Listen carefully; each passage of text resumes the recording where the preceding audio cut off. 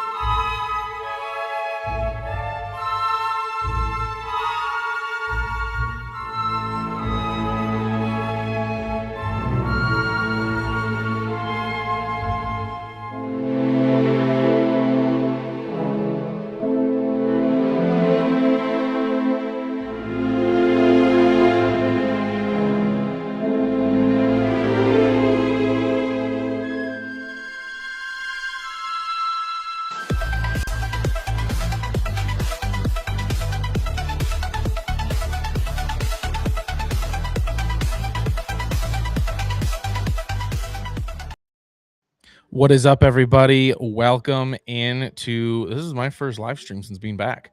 This is kind of crazy. Oh, wow. I know, Crazy. right?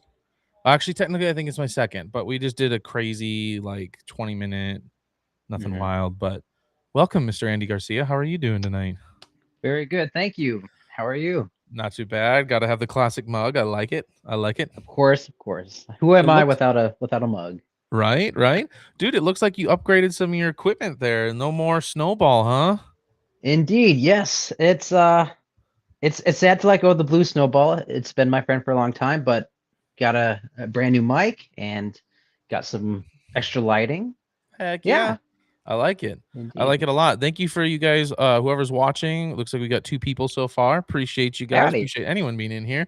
Go ahead and comment in the comment section. Man, it's been a minute. I need to like break off some of this rust here.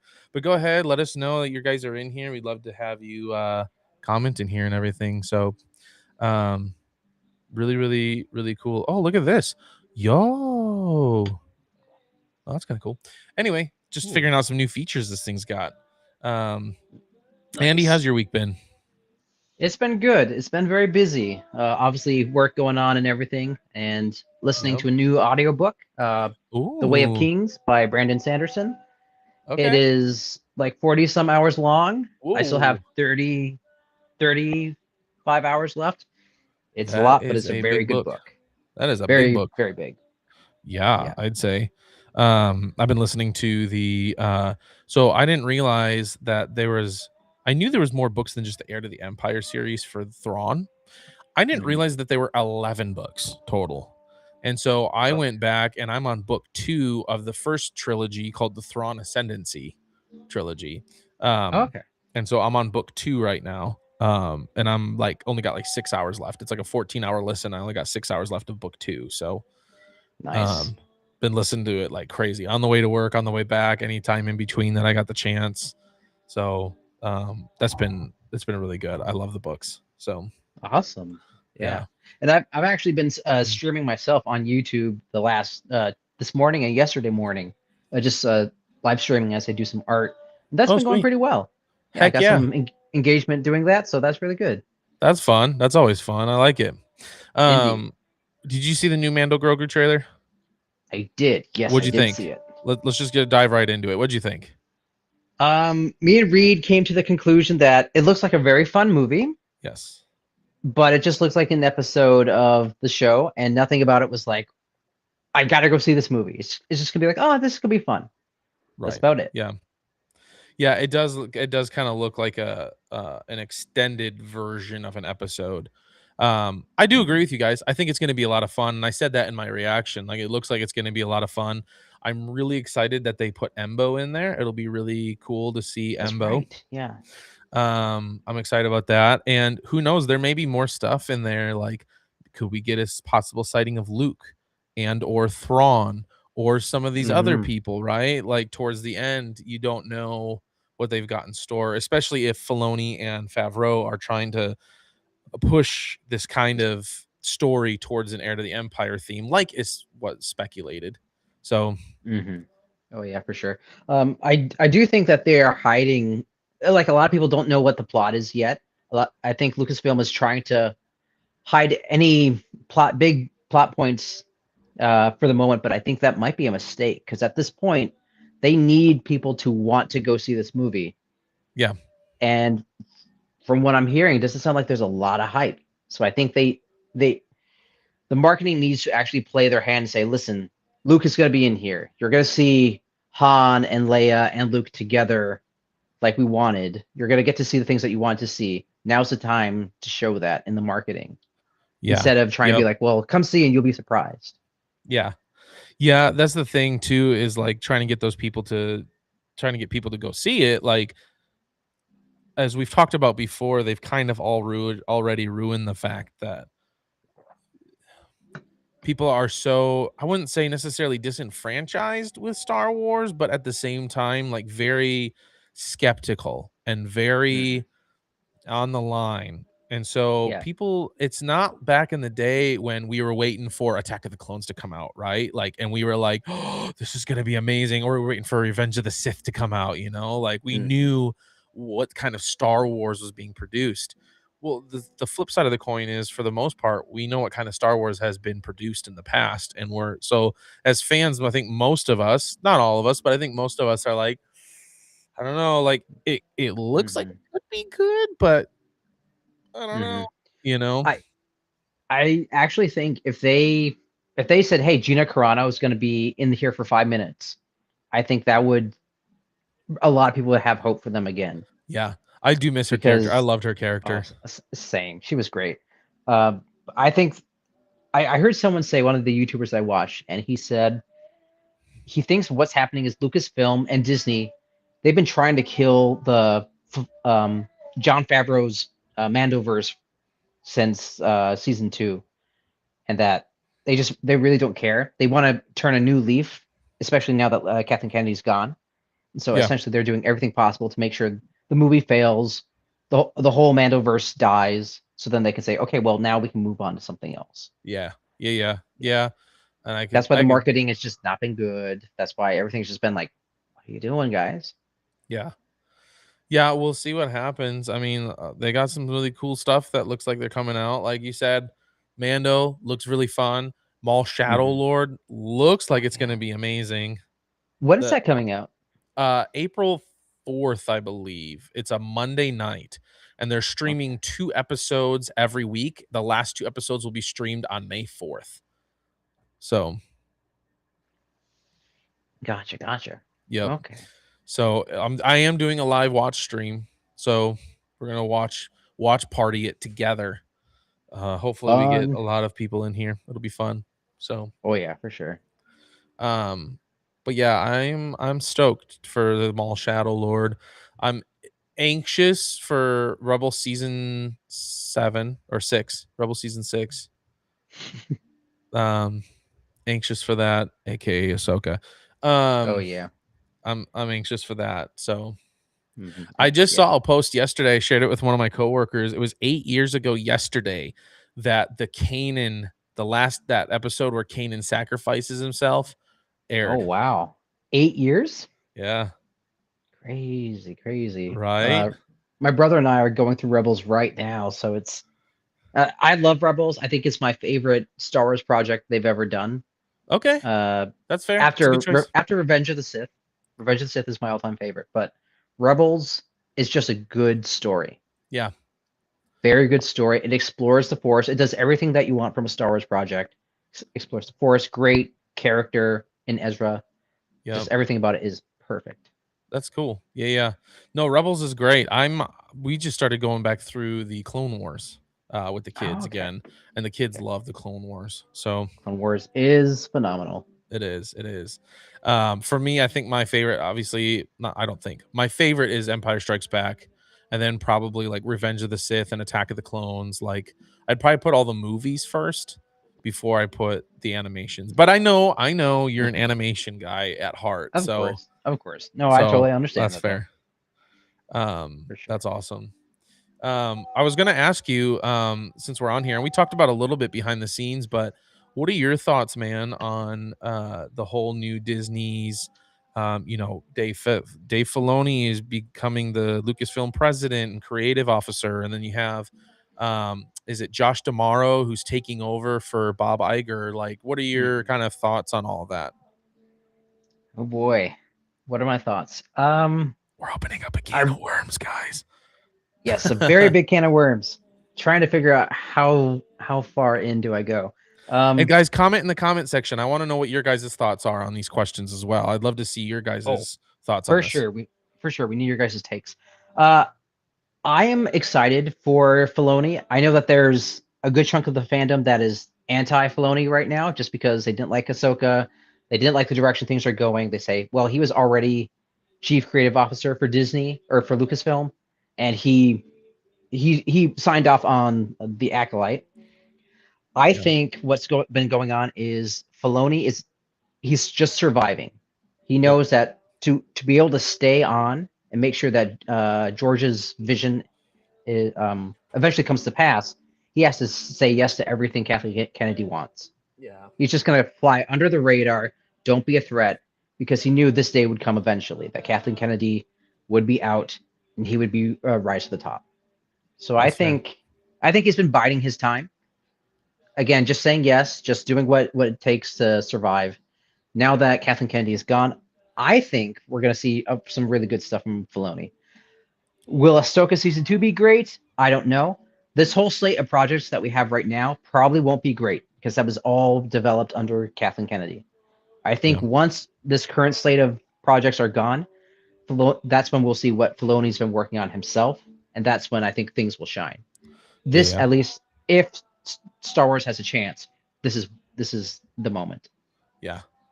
No, Mhm. yeah, you're right. Like if Star Wars has a chance, like these next now, granted, these next couple projects, I think obviously we'll still have Limitless Nerd in the house. What's up, Gazer? He says, what's up, Limitless Nerd? Good to see you, man.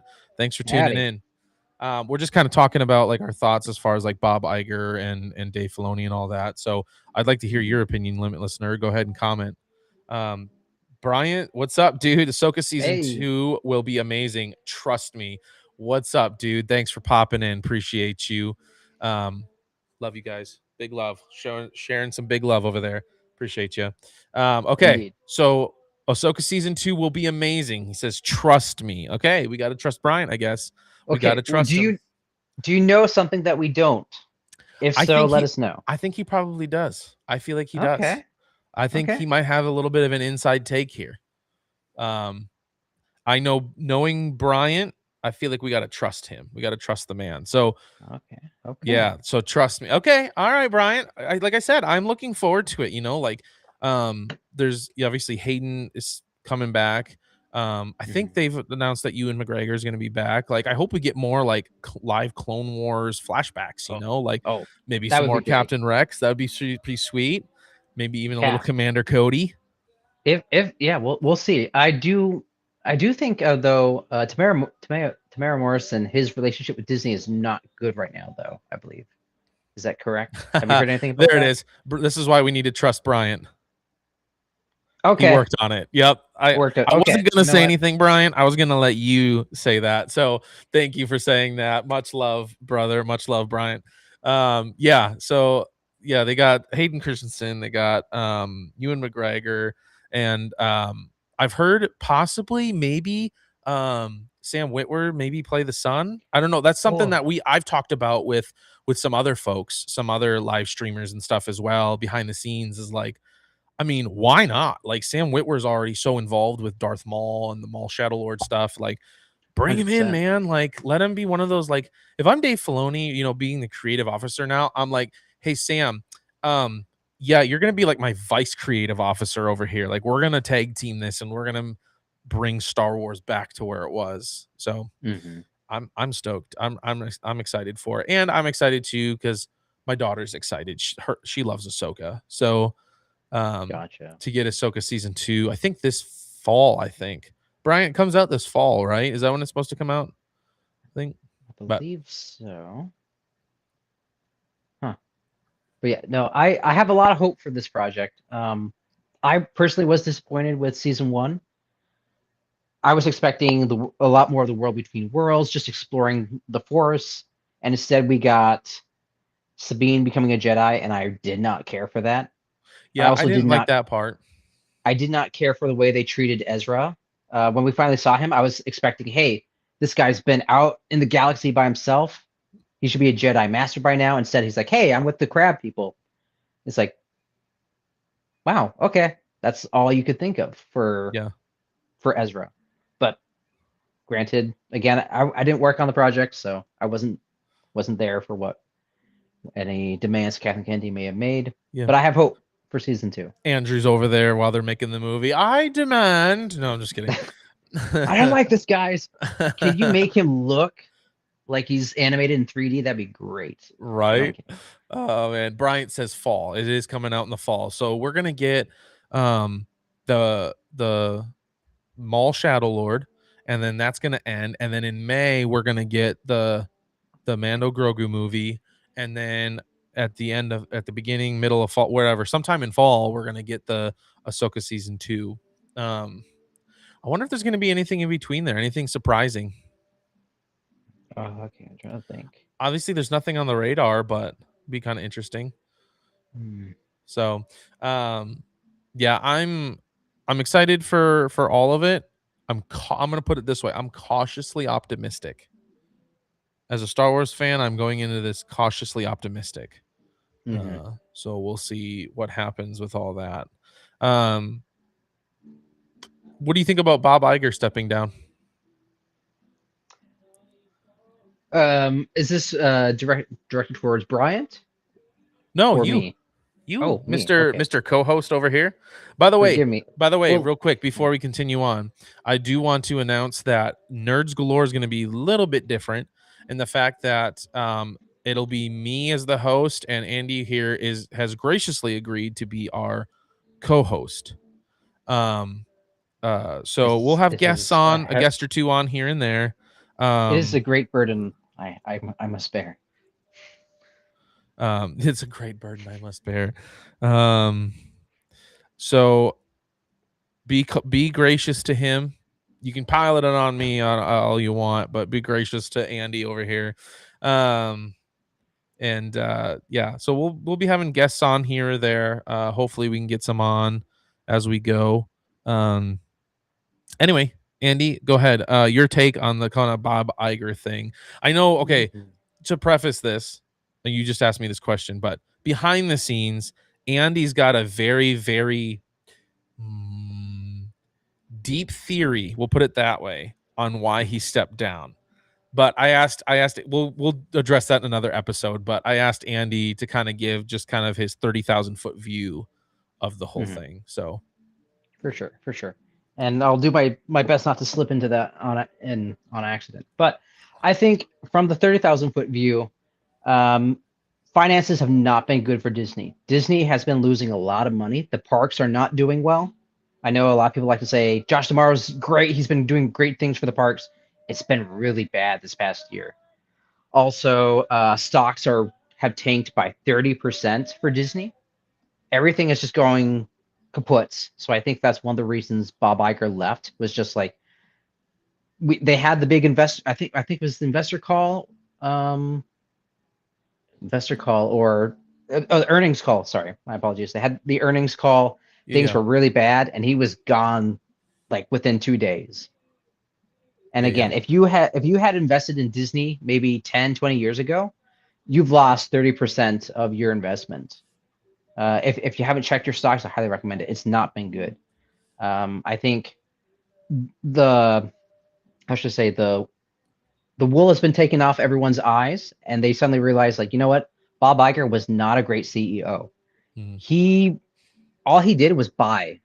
He bought Fox, he bought Lucasfilm, he bought Marvel, and that's about it. And he really uh, destroyed the Disney legacy. I think that's why they had to get him out of there. One of the reasons was because it's gone too far. Yeah.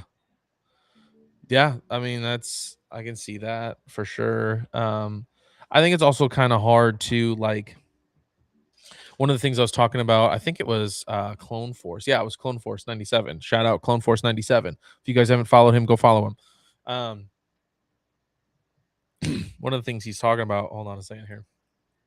You know that feeling where you got to sneeze, but Oh, like I understand. you're not gonna sneeze? I've got that. Painful, Hold on. painful. Excuse me.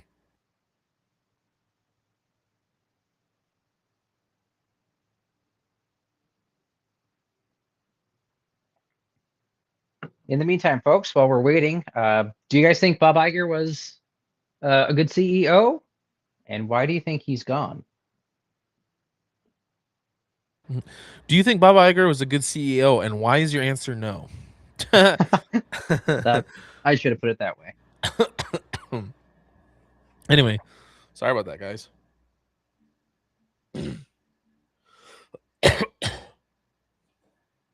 Anyway, yeah, I think Bob Iger stepping down was kind of a cause of a lot of things, like Clone Force 97 said. Um, like with Kathleen Kennedy stuff, like we blamed a lot on her.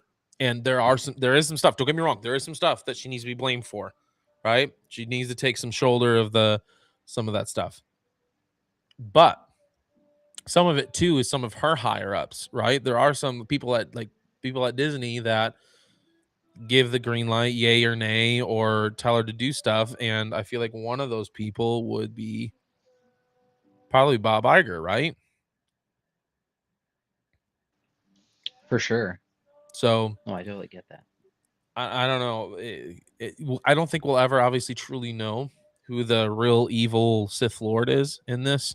But hopefully these new things is new beginning for Star Wars. We got some cool Indeed. things on the horizon. For sure. Yeah. There is hope for Lucasfilm and for Disney. Just have to see. Are we getting brand new minds Right. in the front seat, or are we getting the apprentice of the Sith Lord? That's the question. Mm-hmm. Hopefully we're getting the mind of the true apprentice of George Lucas. Let's do it. Now here's the other thing. Will Filoni bring George in to oh, what do you call it? Words. Here's the deal. I think Dave Filoni talks to George all the time, but from what I've heard, George wants nothing to do with Star Wars. Like as much as he in the like when he had Star Wars, it was his baby. I don't think he Mhm, wants anything to do with Star Wars anymore. From what I've heard, he's kind of over it, if that makes sense. mhm. Um, Gotcha. But how much of that was because what Kathleen Kennedy was doing? Now knowing that Dave Filoni is now in charge, do you think he'd be willing to come back and consult? That was the word I was looking for. Consult. no, I don't think so. I think You he's don't on to think bigger so? and better things, especially with his new museum and stuff. Like, Oh yeah. so I think he's on to bigger and better things. Um, Mm, maybe not better, but you know what I mean. Like to him, like he's moved on yeah. in his life from Star Wars. Like I really want to get out and see his new museum that he's got. That would be really cool to see. I haven't heard a whole lot about it. It's essentially like art and media museum, correct? Yep. And he's got a whole area dedicated to Star Wars. From what I've heard, I think he's got like a life-size pod racer in there or not Naboo That would be really Starfighter, cool to sorry, a see. Naboo Starfighter. Okay. Okay. Like But that's still really cool. that is really cool. Like I would love to see some of these things that he's Well, got, you so know. if I was in charge of Disney, I would 100% have like a pod racing racetrack. Obviously, like have it on hydraulics or wheels or something like that, but let people drive pod racers. Mhm. That'd be really fun. That'd be a lot of fun. That would be a lot of fun actually. Man, do you see the new video game they're coming out with? The Star Wars, like, it's kind of like pod racing, but it's like named something different. I can't remember what it's called now. It vaguely sounds familiar. I might have Hold seen on, it. Probably not. I'm gonna look this up because it's gonna bother me now. If you guys know it in chat, let me know what the name of that is. Mhm. Galactic Racer, it's called. Okay. Yeah. Doesn't sound familiar. Hey, appreciate all 4 of you guys in here hanging out with us. Yeah, thank you. Shoot us a comment in here. I want to see who's in here and say hi to you, and let us know what your guys' thoughts are on the whole Bob Iger deal in Disney. For So, sure. um, super excited. As long as I can get the press pass again this year, I think I'm planning on going to Rebel Scum Con down in Texas this year in August. Super stoked about that. I might take my oldest son James with me. He and I might drive down there and hang out for the weekend, and that'd be kind of fun. Mhm. So looking forward to that. And then May here, I'm taking my 3 oldest, or the 3 boys. Sorry, I'm taking the 3 boys to Star Wars in concert. It's a New Hope this year. Oh, So that sounds so fun. right, it's gonna be great. I'm so stoked about that. Nice. So got some things coming up. I think it's gonna be fun. Nice. I think we're gonna shoot for like end of June, begin like leading up to 4th of July, possibly coming up to Wisconsin there to see you guys. Which, Oh guys, yeah, that's right. stay tuned. If whenever we go up in Wisconsin, we are gonna try and do a live episode together of Mhm. the Nerds Galore. So stay tuned for that. That'll be fun. For sure. Guys, I'm we looking got forward to someone that. joining us here real quick. A special guest, Mr. Anakin Skywalker himself, John Goffett. What's going on, dude? What How are you? what is up? Hey, How you doing? Good. How about good. yourself? Doing good. I was just about to start filming some stuff and you caught me just before, so I thought I'd join for a few minutes. Yeah, See what y'all absolutely, are dude. talking about.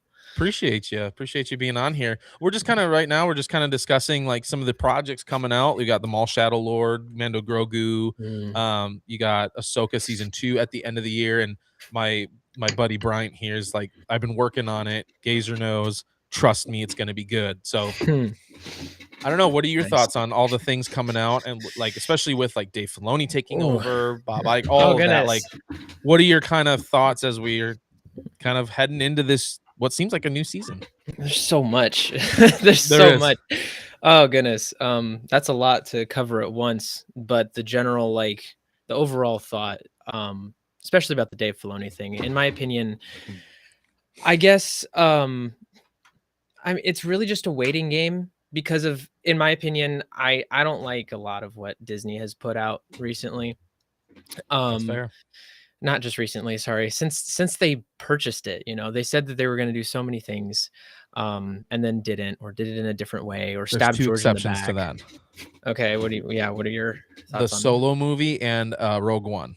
Okay, I agree. I do like Fair. those. I do like those movies. I do like those. I think Rogue One is probably one of the better projects. 100%. Yeah. Oh yeah. And Clone Wars season 7, I loved that as well. But yeah, obviously there's still some things here and there. But Right. aside from all like the little a couple little good things they gave us, the majority of it, in my opinion, was pretty bad. So there's a lot that they have done that they need to make up for or fix. And now that Dave Filoni's in charge, he has the ability to, but will he? So it's only in probably the next year or two that we're actually going to see any of those changes, because of a lot of the projects still put in place were from Kathy. So we are going to have to like weed those out to then wait and see what Dave is really going to do. But a lot, there are some things that he's changing, like the Disney park thing. He's bringing the originals back into it, so That's cool. excited to see how that goes. Yeah, I don't know. For me, it really is just like wait and see. Like Mando and Grogu. You said that was one of the things you're talking about, right? Yep. That I did a reaction to that the day it came out, and a lot of people are so like hype about it. I have a hot take. All right, I'm Go for still it. not that excited about it. That's Okay. just, I'm not that excited because it didn't give us anything new, really, except for a couple things like Embo. I love that. That's cool. I'm excited for that. But other than that, I mean, there wasn't really anything.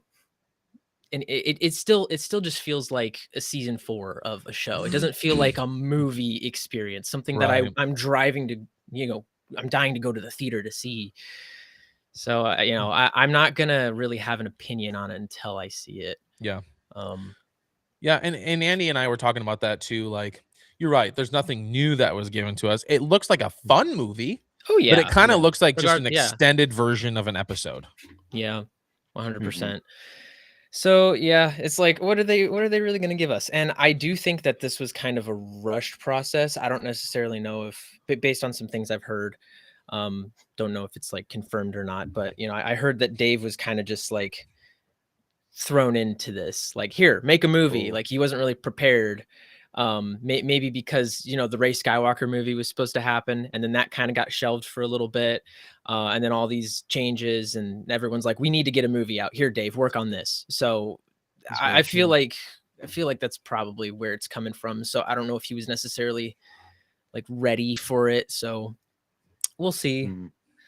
Yeah, like I said, it's going to take at least a year or more before we really see Star Wars to improve. If Dave is the savior that everyone says he is. Yeah, we'll have to definitely see. I do want to Commander Jesse in the house. Look at this. Commander Jesse's in here. What's going on, boys? Good Hey, up, buddy. mate. From the other side of the world, mate. Brian No says way. my boss was the key grip on that movie, and he said, "Don't get your hopes up." Ooh, Oh boy. on the Mando and Grogu. Yeah. Ooh, Yeah. Ooh. That's not a good what I sign. thought. Not a good That's what I sign. thought. Commander Jesse says, "What's up, brother?" So, All right. dang, that's unfortunate. But hey, like I said, I'm not going into it with high hopes. So, a quote. What was it? What is it from? I don't remember what it's from. There's a movie quote I'm thinking of. It's I think it's Spider-Man. In the newer Spider-Man movies, MJ, she's like, if you don't expect something great and then you get disappointment, you're not as disappointed. Something Yeah. like that. I forgot the exact quote, but it's something along those Something lines. like that. Yeah. That's how I feel yeah. going into some of the new Star Wars projects. It's like, I'm just not going to expect it. And then if it's like up here and I'm expecting it to be down here, then hey, I'm going to have a You great won. time. Yeah, absolutely. Exactly. Yeah. Exactly. Fair. Yeah. Are you excited for the Mall Shadow Lord? Oh, heck yeah. Yeah, that's the one project that I'm like actually really excited for. That trailer blew me away. That was how you do a trailer. I'm really excited to see how that turns out. Yeah. Especially here. Sam Witwer coming back and he's I working know. on so much of it. Like, Yes. ugh. It'll be interesting dude. to see Maul's like interaction as the Empire is there. You know what I mean? Like just to see that whole. Yeah. We've already seen Maul try to fight the Emperor once with his brother Savage. That didn't turn out so well.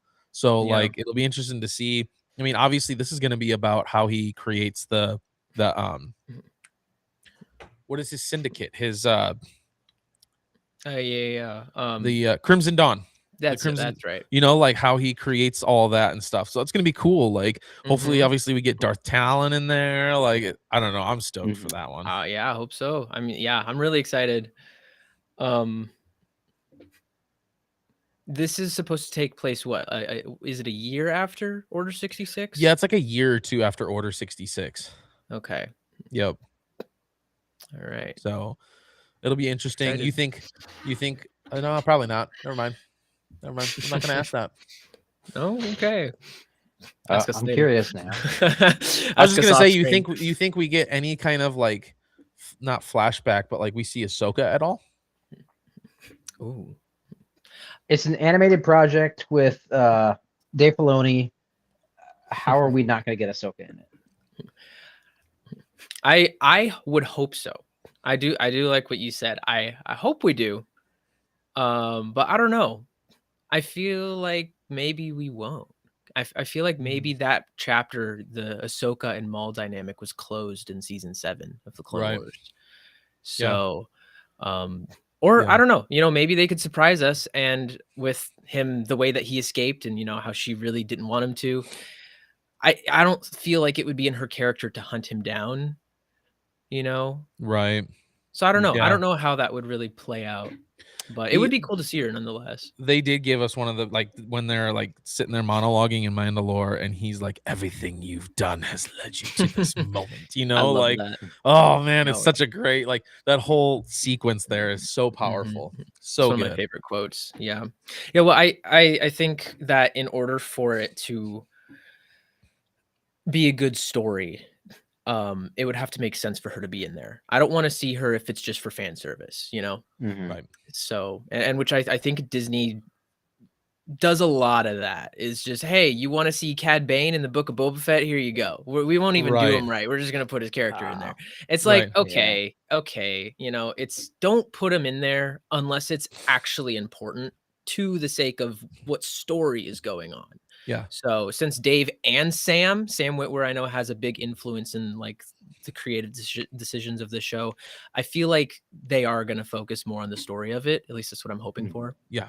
Yeah. So we'll see. I mean, think about Mandalorian season 2, right? At the end, it was so epic to see Luke and his X-Wing show up. And you're like, holy Oh, crap, yeah. that's Luke. That's Luke. I mean, Yes. look at Theory's reaction, right? He got reamed Yeah. for his reaction. And then, like, at the end of season, or was the beginning or end of season 3, for them just to like kind of like take that away and just like pull the rug out, like, just kidding, he's going back with Mando. You know, it was like, oh Mhm. man, you just completely undid the first 2 seasons of what you were trying to set up. Like, You want my take on why I think they did that? why? Purely for money. Ooh. They just wanted to. Here's the thing. You can't have season 3 of The Mandalorian without Grogu, right? That's At least true. in their mind. In Right. their mind. Good story, you can. If you write it the right way, have Grogu come back in if you absolutely need him to, maybe halfway through the season. But in their eyes, it wasn't going to make money unless the two are together the whole time. Right. So Yeah, and that's what's up. Like That's you a good said, point. like have Mandalorian go back to doing what he's doing. You know, he kind Mhm. of gets tangled up. Like, instead of the Mando Grogu movie, it could have been season 3 or 4, where you're having him kind of go along with these huts. Things are happening. He needs the power of a Jedi, so he goes back and he finds Luke. Hey, this is what I got going on. I need your help. You know, like, then you have Mando, Luke, and Grogu tag team to accomplish the mission and the rest of the season. You know what I mean? Like, What I find really disappointing is the fact that Grogu, what I think he was there for like 2 years. I could be wrong on this, but he was supposed to be training with Luke for more than just a couple months. Like it was like a year or 2 he was there supposedly. So how come he's not learned anything other than how to hop a little bit? Like right. there's what in the world? Yeah, That like, made what are no you sense. doing? Yeah. Yeah. Yeah, the other thing that makes me mad about The Mandalorian is, like, to me, that's how, like, obviously my favorite character, one of my favorite characters, right? Like, Yeah. that's the mantra of The Mandalorian is how Boba Fett is supposed to be. That's Boba Fett. Like, to me, that's not The Mandalorian, that's Boba Fett. Paint him green, you know? Like, Yeah. and so to see the way they made Mandalorian, and then they're like, they went to go do the Boba Fett show, and they're like, oh crap, we kind of already made someone like that.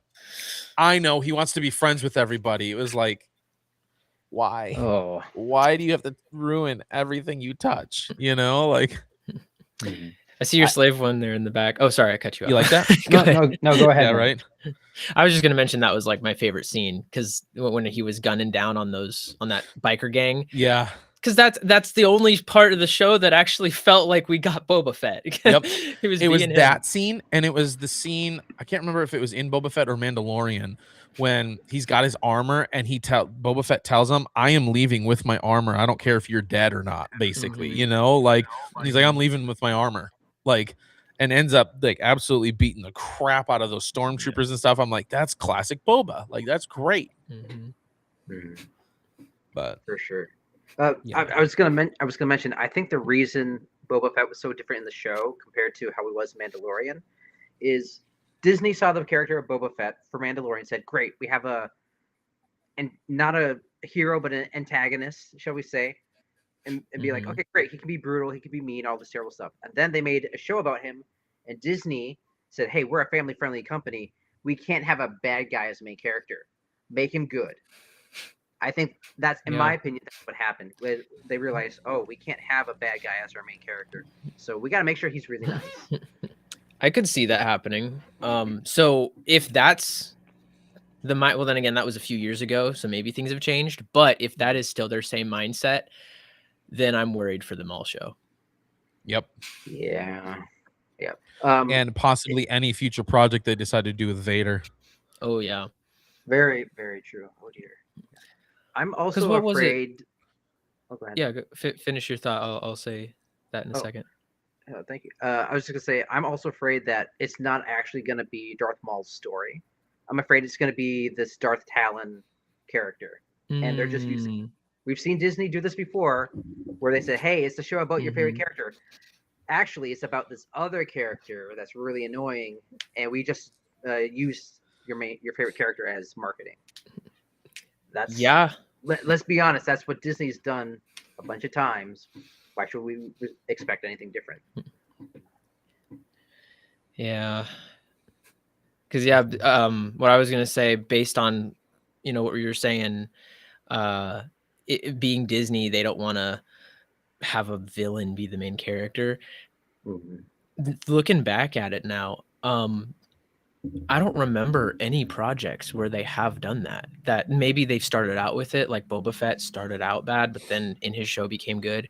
Didn't they even do that in Tales of, what was it, the Empire, with Barriss Offee being an Inquisitor, but then she turns good or something at the end anyway? That she had to have a redemption arc. Something like no, that. I didn't see that one. But... Yeah, don't bother. But I mean, telling it like it is. I saw, what was it? The one with Asajj Ventress, where she comes back from the dead and becomes friends with the Jedi kid. Yeah, Tales of the Underworld, I believe, is that. Okay, that's that one was. That one was okay. I liked that. Yeah, that one was all right. Yeah. I did like Cad Bane's story. Yes, I did like Cad Bane's story a lot. I like that tragedy. Yeah. Yep. It really puts a finger on why he is the way he is, for sure. Yeah. One thing I do want to talk about here, because I would be remiss. Okay. Andrew, did you notice Django's shirt at all? Oh, yes. Oh, really? I thought that's what it was. The Chosen. Yes. Love that show. I like how you guys can tell just by like the one or two couple fish up here. It's so funny. Like, one of the biggest things for me, especially coming back now, is like my faith is super important to me, and I want to in some ways incorporate that into my channel. And so like that's something that, like, I know Andy, that's a big thing for you, as well as Django, like incorporating those things. So I just wanted to kind of make the connection there. So for sure. Oh yeah, I'm excited for season 6. Dude. Yo, Bryant, it's gonna be heavy. Dude, check this out. It is. Bryant says, I'll tell you one cool thing we got to witness during Ahsoka season 1, when George came to visit the set and he was beaming at Dave seeing the volume. Oh. All right. Cool. So they got to see George come to the set. So obviously Dave does still talk and ask questions of the creator, man. Like, that's really cool. That's good. Mm-hmm. Yeah. See, and that's what you show more of that, and I think audience will have more trust in your projects. Yeah. Mm-hmm. Did you see what Bryant said earlier, Django, about Ahsoka season 2? He I said, don't believe so. Ahsoka season 2 will be amazing. Trust me. I worked on it. Gazer knows. Ooh, he said, trust me, it's going to be amazing. So I'm curious. Okay. I don't really doubt that. You know, I personally really liked Ahsoka, at least mostly. There was a couple episodes I didn't vibe with that I think most people know what I'm talking about. Yeah. But and a couple things that happened. Sabine. But anyway, so Andy brought that up just a second ago. Hated it. It was ridiculous. You can't that's a whole nother conversation. So not everybody needs to be a Jedi. Let's just say that. Exactly. Right? Not everybody needs to be a Jedi. Just like not everybody should be able to survive a stabbing to the stomach. Like, exactly. And even if you're gonna make someone a Jedi, you need to do it the right way. Right. But you know, I don't know. I don't believe that was necessarily a Dave idea. And if it was, then dude, what are you doing? That's why I'm kind of skeptical. Like, oh, we'll wait to see how things play out with him in a few years. But yeah, you know, now that he's the guy in charge. But anyway, Ahsoka, for the most part, I really liked, especially the spoilers if you haven't seen it. Anakin coming in. Yeah. I loved that. Even though I'm sure you did, Mr. Anakin cosplayer over here. Yeah. I mean, that gave me so much more material to work with too. The, you know, incorrect turn around with the red lightsaber. Like that's my whole bit. So that I was like, you know, I was so happy about that. I love that, dude. My favorite part of that whole thing, by the way, is when he kicks her back into the world between worlds and he's walking in, and it wasn't necessarily the Vader flashing, it was the "you lack conviction." Like I love that, and he's kind of like doing that with his shoulder. I was like, dude, that's sick, you know, like so cool. You lack conviction. It was aura farming. 100%. But yeah, I think with how season 1 turned out, I'm really excited to see season 2, for the sake of, you know, Thrawn is now back, and you know, what kind of war could that go into? What are they going to do with, you know, the father, son, and daughter, like that arc? Because we saw the Mortis gods kind of going that way. Yeah. It's like what's all gonna happen? I'm so curious, and I'm excited to see. 100%. Yeah, and like Andy said too, like one of the things as far as Dave Filoni goes, you know, putting some of those things in is maybe he's right. Maybe he was just trying to bide his time and survive, right? So that he's like making this thing, and they're like, "Hey, you need to put this in there," and he's like, "Fine," you know what I mean? Like, yeah, he's like, I don't want to disappoint them, or sorry, I feel like a lot of what he did was, I can't say no because I don't want to lose my position. Right. So yeah. Which I get it, because now he's in charge, and hopefully it means for the better. I also kind of hope the Mando Grogu movie, like we've talked about this before, like starts pointing towards that heir to the Empire thing. Maybe at the end, maybe we do see Thrawn, right? It's at the end of the Mando Grogu movie. Ooh, is the end of the Ahsoka season 1 where boom, Thrawn's back. You know what I mean? Like, whoa, now there's a massive threat, like an even bigger threat than just some Hutts. You know, like, yeah, that would be a cool cliffhanger for sure. And then that would drive people that go to see the movie, because let's be honest, more people are going to go watch Star Wars in the theaters because it was originally meant to be a theatrical experience. So most people are going to go watch that than a show on streaming. So once they see that, if they throw that in there, that'll be like making them want to go over and watch the show. So it's good. It's a good marketing play for sure if they decide to do that. Yeah. Love it. Speaking of your cosplay, Django, I don't want to take up too much more of your time. I know you said you got some things you wanted to film. Hopefully we'll be able to see those things shortly. Please tell people where they can find you.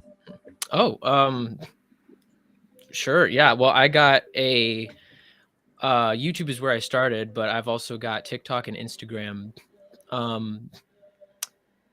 They're both slightly different. It's Django.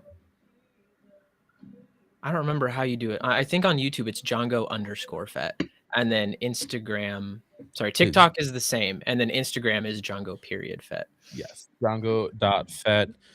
Here, really quick, let me share this with you guys. You guys can take a look at this and see this. I just pulled up his Instagram. And here you go, guys. Here is Django's Instagram right here. On the road to 3,000 followers. Go check it out. Guys, check out his Anakin cosplay. Let's give the man a round of applause. That's so beautiful. Well done. Shout out to my friends Tyler and Keegan there as well. Their stuff is amazing. Commander Apo, if you know him. And I'm gonna be hanging out with those guys here in a couple weeks at Fan Expo Cleveland. So if any of you are thinking about going to a convention, you know, in the Ohio area, go check it out. March 13th through 15th, we'll be there. Heck yeah. I appreciate it, man. Hey, you got to do a Clone Wars Anakin. I want to so bad. Also, real quick before I do go, I wanted to throw it back to this real quick because we started talking about it. While we do, let me put someone else on here whose faith is also very important to her. Miss Mariana Barber here. How's it going? Hello. Hi. Nice to meet you guys. Can you hear me? Mm-hmm. Yep. Okay, perfect. Loud and clear. Good to see you again, Gazer. It's been a Good to see while. you. And Yes, it's been a minute.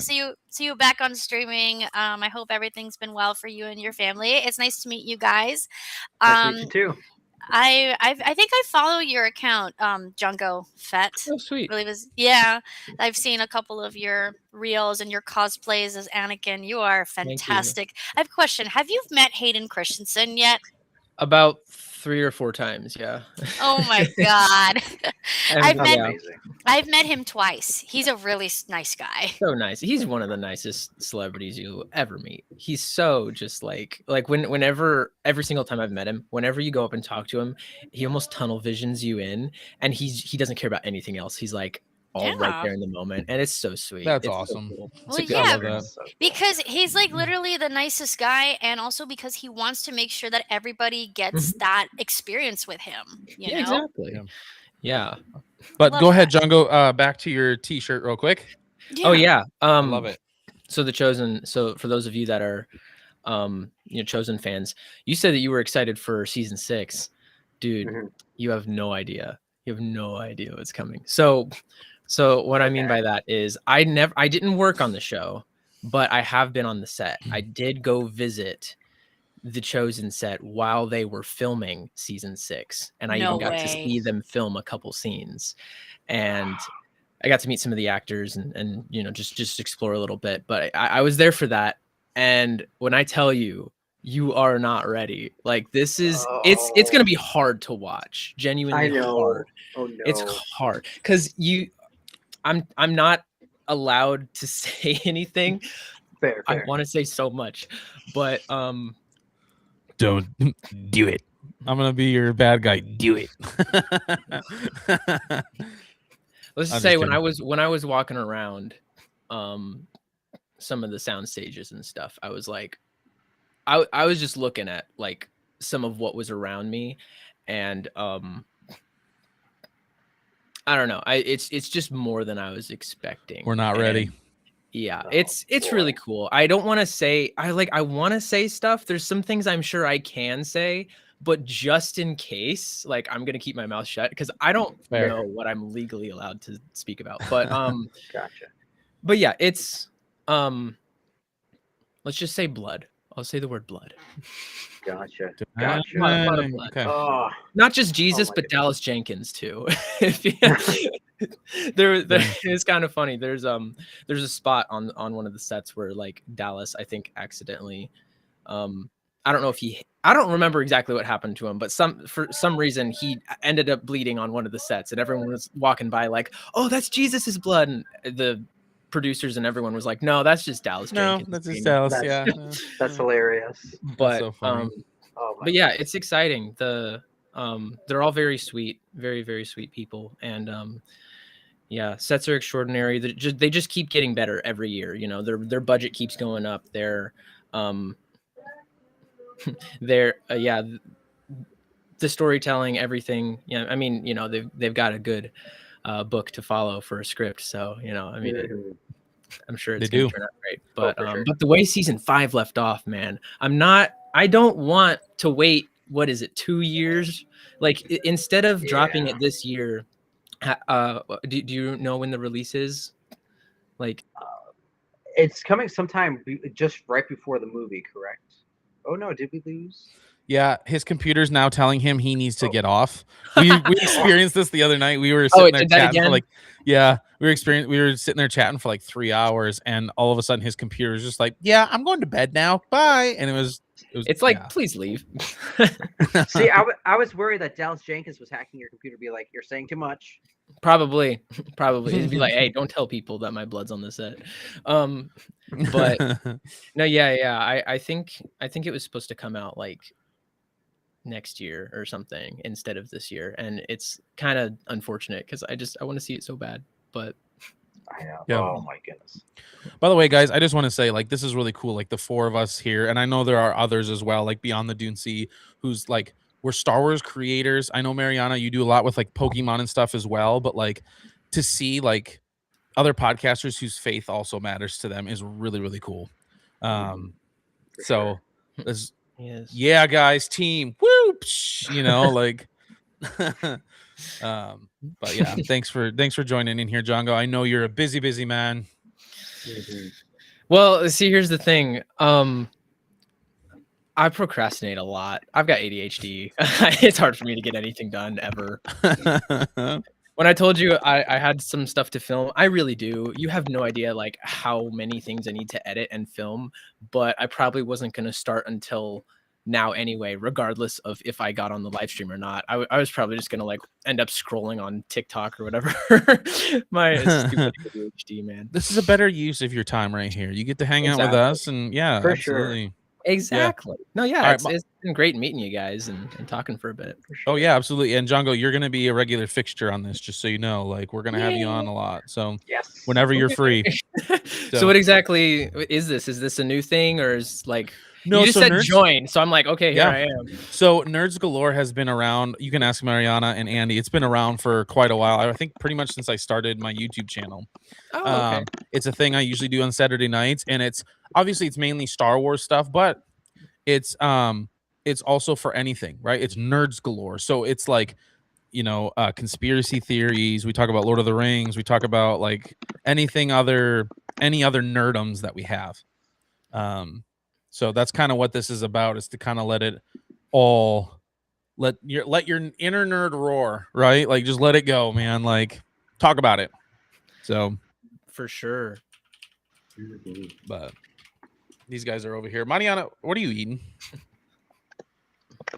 Sorry, I was eating my dinner. No, you're good. I'm just curious what you got. I was eating pasta. Oh, okay. All right. Yeah. White sauce or red sauce? There's no sauce. There's actually it's rice vinegar and soy sauce. Interesting. Okay. Yeah. Bryant says Doomsday. JK. Right. I mean, if we want to talk about Doomsday and different things like that, we can. Let's yeah, that'd be kind of funny. If I ask you a question, Mariana, am I interrupting your dinner? I don't want to interrupt. No. Go ahead. Ask away. So we asked Django here, but I'd love to get your opinion. Coca-Cola, by the way, just went down to Atlanta and went to the World of Coca-Cola. That was really cool. If you've never been, go. Oh yeah. It's Coca-Cola originated in Atlanta. For those of you that don't know, crazy fact: made in 1860 or 1896. The guy that owned it or created it only had it for like 2 or 3 years. Was dying, sold it for $2,300. The guy that bought it from him 10 years after he bought it had to sell it, sold it for $25 million. Whoa. So, but Coke's been around for a long time. I got to try 100 different flavors of Coke and Fanta from around the world. Oh my gosh. Romania has a Sprite that's cucumber flavored, and it was my favorite one of all of them. Wow. They got an exotic fruit one from Fanta from Madagascar. That was kind of good. Wow. Yeah. So interesting. Yeah. Anyway, what was the question you wanted to ask me? Sorry. Anyway, question. So we were kind of asking this all day, and I asked Andy, I asked Django. Like, since I've been back, I haven't been able to ask a whole lot of people this. Thoughts on the Dave Filoni taking over, and as well as Bob Iger stepping down and Josh D'Amaro taking over. Well, I'm gonna say I've been, as you know, you've been following me for a while, Gazer, so you very know well my opinion. I'm glad that she's gone. I'm glad that Kathy's finally gone because my goodness, just like look, there were some good projects, but there was more bad that outweighed the good, unfortunately, and also there was like a lot of the fan relations went down the drain throughout the last 13 years since she was there. And, you know, there were so many controversies that happened under her belt. And one of them, I'm going to say it because I think I think it's okay to say it. I was very upset when Gina Carano was let go. Same. The way how she was fired, Same. just the way how she was fired was just so disappointing. And, you know, just the way how the whole situation was handled. It was disappointing. And I've met her. I met her at MegaCon Orlando. She was like literally one of the sweetest celebrities I've ever met. And literally this was like 3 days before she filed her lawsuit. So I had a feeling that something was coming. And then 3 days later, after I see her, she drops her lawsuit. And while I was kind of hoping for a trial because I wanted to see all that dirty laundry, all those dirty like messages and emails from Lucasfilm talking about her, and like just hearing like when she was going on the podcast and just talking about how some of the people working at the company treated her like crap. I was like, And the thing that's really annoys me is that I see all these people on social media going on this like happy trails / apology tour to Kathleen Kennedy. I'm like, I remember how she treated Gina Carano, so no thanks. Don't let the cantina door hit you on the way out. So I was like, no. I So love how you even use the cantina door. Like it's not even the door, it's the cantina Star Wars door. Don't let it hit you on the way out. I love it. No. I was just yeah, I'm glad she's gone. It was a long time coming, and I think it should have happened. She should have been fired after Indiana Jones bombed. That's what I believe. She should have been fired long before 100%. That. But I'm happy that Dave took over because as somebody who grew up on the Clone Wars, somebody who knows that he was the one who studied under George Lucas, who's been dubbed his Padawan for like, I don't know, more than a decade. I feel like that he understands the lore better than a lot of the storytellers that Lucasfilm has hired in the last 13 years. Yeah. I understand there's a lot of fans that have, issues because of like the continuity issues and the fact that he likes to contradict not only him, but like the writers, I think. But I would say, in my opinion, I think he knows the lore better than a lot of the storytellers and a lot of the story group, in my humble opinion. So I feel a little bit, I feel cautiously optimistic. Yeah. That he's part of the head now. That's the exact phrase that I used. Cautiously optimistic. Like, and hopefully maybe if he's able to kind of use Sam Witwer as kind of a sounding board. I mean, Sam's super involved with the Maul Shadow Lord. Obviously, we were talking about that. So like, I think having those two to bounce off of each other is only going to lead to good things, in my opinion. Yeah. I agree. I hope that Maul Shadow Lord is good, and I hope that Ahsoka season 2 and Mando and Grogu are good. You want to know? This is actually something really funny. But the same day that they dropped the Mando and Grogu trailer, that was the same day when Netflix announced that Gina was going to fight Ronda Rousey. I'm like, what a coincidence! That's wild. That is wild. We got another player in here over in the background over there, Mr. Reed Garcia. How are you doing, Reed? I think you're muted. I can't hear you. You have to. What are you doing over there, Andy? Still can't hear you. On the microphone itself, there is a mute button.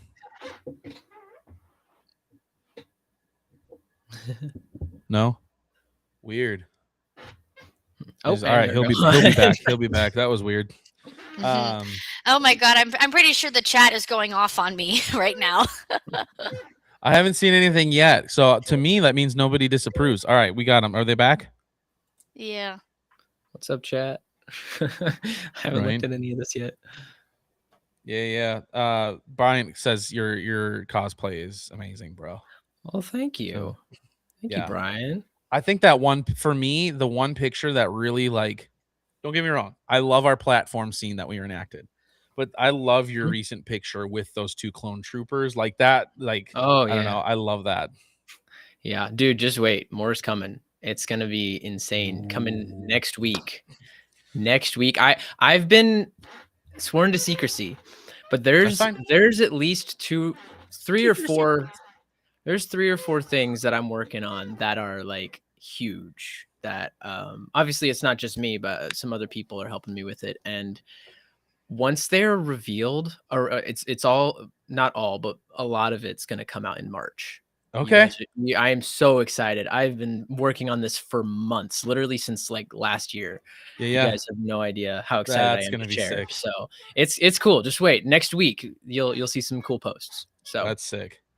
Can you guys hear us now? Now we can hear you. There's Reed. That's Reed Garcia. What's up, dude? Hey guys, how's it going? Good. How are you? Good. Thought I could join for a little bit. Yeah, absolutely, man. The more the merrier. The more the merrier. We're just kind of talking about Dave Filoni and Bob Iger and all that. Oh, I know those kind names. of our thoughts. I've heard those names floating around somewhere. Yeah, somewhere. I don't know where. Yeah. Yeah. Oh no. One of the things I've been working on is a couple of things. Is I've been losing weight, which is great. Because August, I actually plan on. I've been growing out my hair. My hair's gotten pretty long, and I'm going. I don't see much of it. I'm going for an Obi-Wan Kenobi Episode 2 cosplay because you don't see it very often. So You don't. Okay. Do I it. like Yeah, it. you can pull it off, especially with this. right, and like I Yeah. said, Yeah, I can't wait. I mean, I'm growing out the hair. It's Yeah. getting There you go. How long is his again? Does it go down to his shoulders? I don't remember how long. Yeah, kind of. Not. I don't know if it's quite his shoulders, but it's close. Let me pull up a picture here. Like Anakin Episode 2 long. Or sorry, Anakin Episode 3. I don't know why I said 2. Yeah. I was like, that's not very long. It's pretty decent. Oh yeah. You're getting there. lost It's him my again. shoulder length. Yep. So mine, I'm trying to get it. I'm almost there. I need a trim so it keeps growing. I'm hoping I won't be completely ready, obviously, but I'm hoping I can start like Welcome back. slowly putting something together. I plan on going to Rebel Scum Con in August, so like hopefully try to slowly put something together for that. So I'll see you there. yes, sir. I think I'm gonna take my oldest son James with me too. Oh, sweet. I'd love to meet him. Yep. Real quick, I do got to go here, but Okay. since you mentioned cons, I wanted to say one more thing. Is anybody by chance going to be attending MegaCon this year? Me, MegaCon You're gonna be Orlando. there? Me. I'm You're gonna be there going. again? I'm Okay, going. sweet. Yes. Well, I'll I'm gonna see you be there. Yes, and I will. I'm gonna visit. I'm going Saturday, I believe. Okay. We're going Saturday. I don't know if you guys know this, but I don't know if you guys know of this Star Wars YouTuber. His name's Star Wars Theory, and he has like this organization called Theory Sabers, and he's gonna be there. And not only is he gonna be there, but he's gonna bring in T.C. Carson, who is the Yes. voice of Mace Windu, and he's bringing Nick Gillard with him. Hey, Mariana, did you hear? You know who else he's bringing? Legendary man. The You know who legendary else he's man, Nick bringing? Gillard. Who? Jango Fett. He's going to be at the booth for Theory Oh, Sabers. you are? Yay! Yeah. Oh. Well, I'll see you there. I didn't I'll see you realize there. that. Yep. Yeah, I've been an affiliate for almost a year now. He's so- their official yeah. Anakin. That's amazing. Cool. He was also on the set for The Chosen. Oh really? Did you Oh, see? that's sick. Here, Reed, I'm going to show you real quick before Jango gets off. I'm going to show you his Anakin cosplay here. I think you'll enjoy this quite a bit. I may have seen you because if Star Wars Theory has reposted or Theory Sabers has reposted it, I follow them on Instagram. So Yeah. Oh, and Oh, you yeah. guys. Probably have then. Probably That's have. really cool. that's sick. That's That's sick. amazing. And Yeah, I do wanted, a lot with them. I wanted to They're tell you fun. guys, I've had Gazer on my podcast, and I had an affiliate also for Theory Sabers. You guys probably know her. She's this very sweet little girl who loves cosplaying, Mackenzie. Oh yeah. I know Yeah. her. Yeah, I had her know on my her. show. I had her and her parents on my podcast. They are the absolute sweetest. They are the Sick. sweetest. That's sweet. Nice. That's awesome. Heck yeah. My God. Yeah. Oh my god, not again. That was me. That was me that time. I hit it a second time. But But Yeah. yeah, they're seriously the sweetest. Like any of the affiliates, they are all so nice. So if you go when you go to MegaCon, everyone else, you guys should go too. But anyway, for the people that do go, please stop by the Theory Sabers booth. I'll be there Friday, Saturday, and Sunday as Anakin, and some exciting things we're going to be doing. But yeah, meet all the other affiliates too. We're going to be bringing in some other really, really good friends of mine to hang out, and I'm going to be cosplaying with. So it's going to be the best time. So I'm really excited for it. Awesome. yeah. That's Yeah. Oh, and I forgot one more thing. The girls from that Star Wars Drift podcast. I had The- them on too. Nice. Yeah, they're the other friends I'm talking about. Yeah. Yay! So you know Isabella and all them. That's cool. Yeah, I had Those so Isabel and sweet. Sierra on my podcast, and I told Sweet. them, I was like, seeing how much these girls love Star Mhm. Wars and just hearing them talk about it, it gives me so much hope for the Yeah. future of Star Wars, because people thought for a while that people are like, Star Wars, whatever, that there's like been this massive dip in enthusiasm, but that's not been the case. There's still like a lot of young people that are still really enthused, Yeah. very excited about it. So Yeah. I'm So actually my plan. speaking of. Oh, sorry, Gazer. Go ahead. No, you first, John. Go ahead. Oh, thank you. I was just gonna say, going off of what you said about Drift, they're actually the people I'm gonna go hang out with here next week. So that's sweet. what is it? Wednesday, I'm gonna drive. Believe it or not, I'm driving 13 hours just to go to Texas just to hang out with them for a little bit. Dang. So yeah, let's just say we're gonna make a lot of content. That's the only reason I'm driving is to bring all of like my camera equipment because I'm not taking that on a plane. No. There's no way I'm letting them throw around thousands of dollars worth of cameras and lightsabers. Nope. No. Like, No. So next time you see me, Django, at Rebel Mhm. Scum Con, I'm going for it. Like, ooh, let's go. I'm gonna be your episode 2 master. Sweet. There you go. Sweet. Awesome. So I'm excited. anyway, I will let you get off, Django. Go create. Go have Alrighty. fun. We will see Cool. you again on another episode, dude. All right. And I'll thank see you very at much. MegaCon. Good to meet you, Yeah, John. MegaCon. Come on. You said Super Saturday? Yes, I believe we're going Saturday.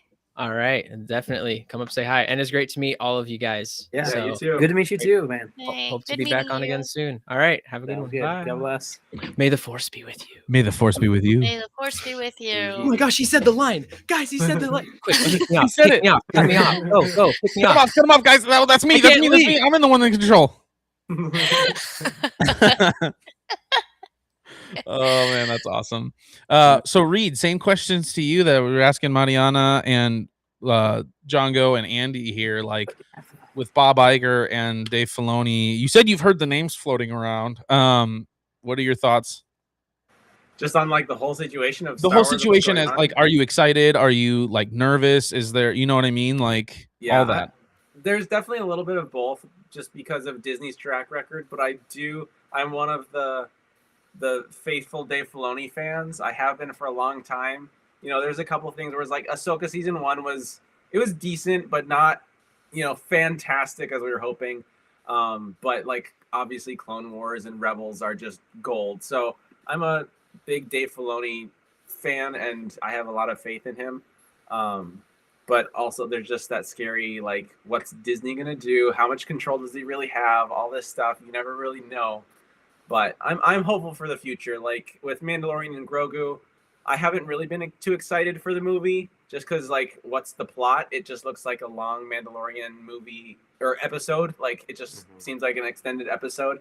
But the trailer that came out actually looked pretty good, and there were some promising things. So I'm gonna try and just be a fan and be excited that we're getting something new. Yeah. Maul Shadow Lord's coming out. I'm excited for that. That looks really good.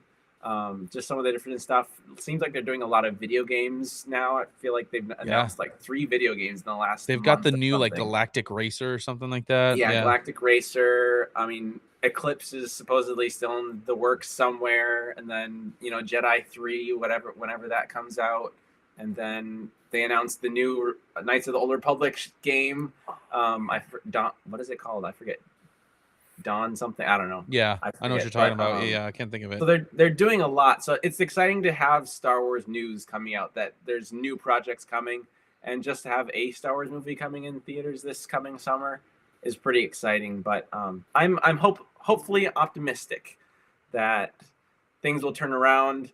That we'll get some just great Star Wars that all of the fans can enjoy, and hopefully fix some of the divides that have been driven through the fandom, and hopefully we can all just be fans and love something and just enjoy watching it instead of critiquing it, which I'm definitely guilty of. I'm very critical of everything that I watch, but yeah, so I'm hopefully optimistic. That's my take.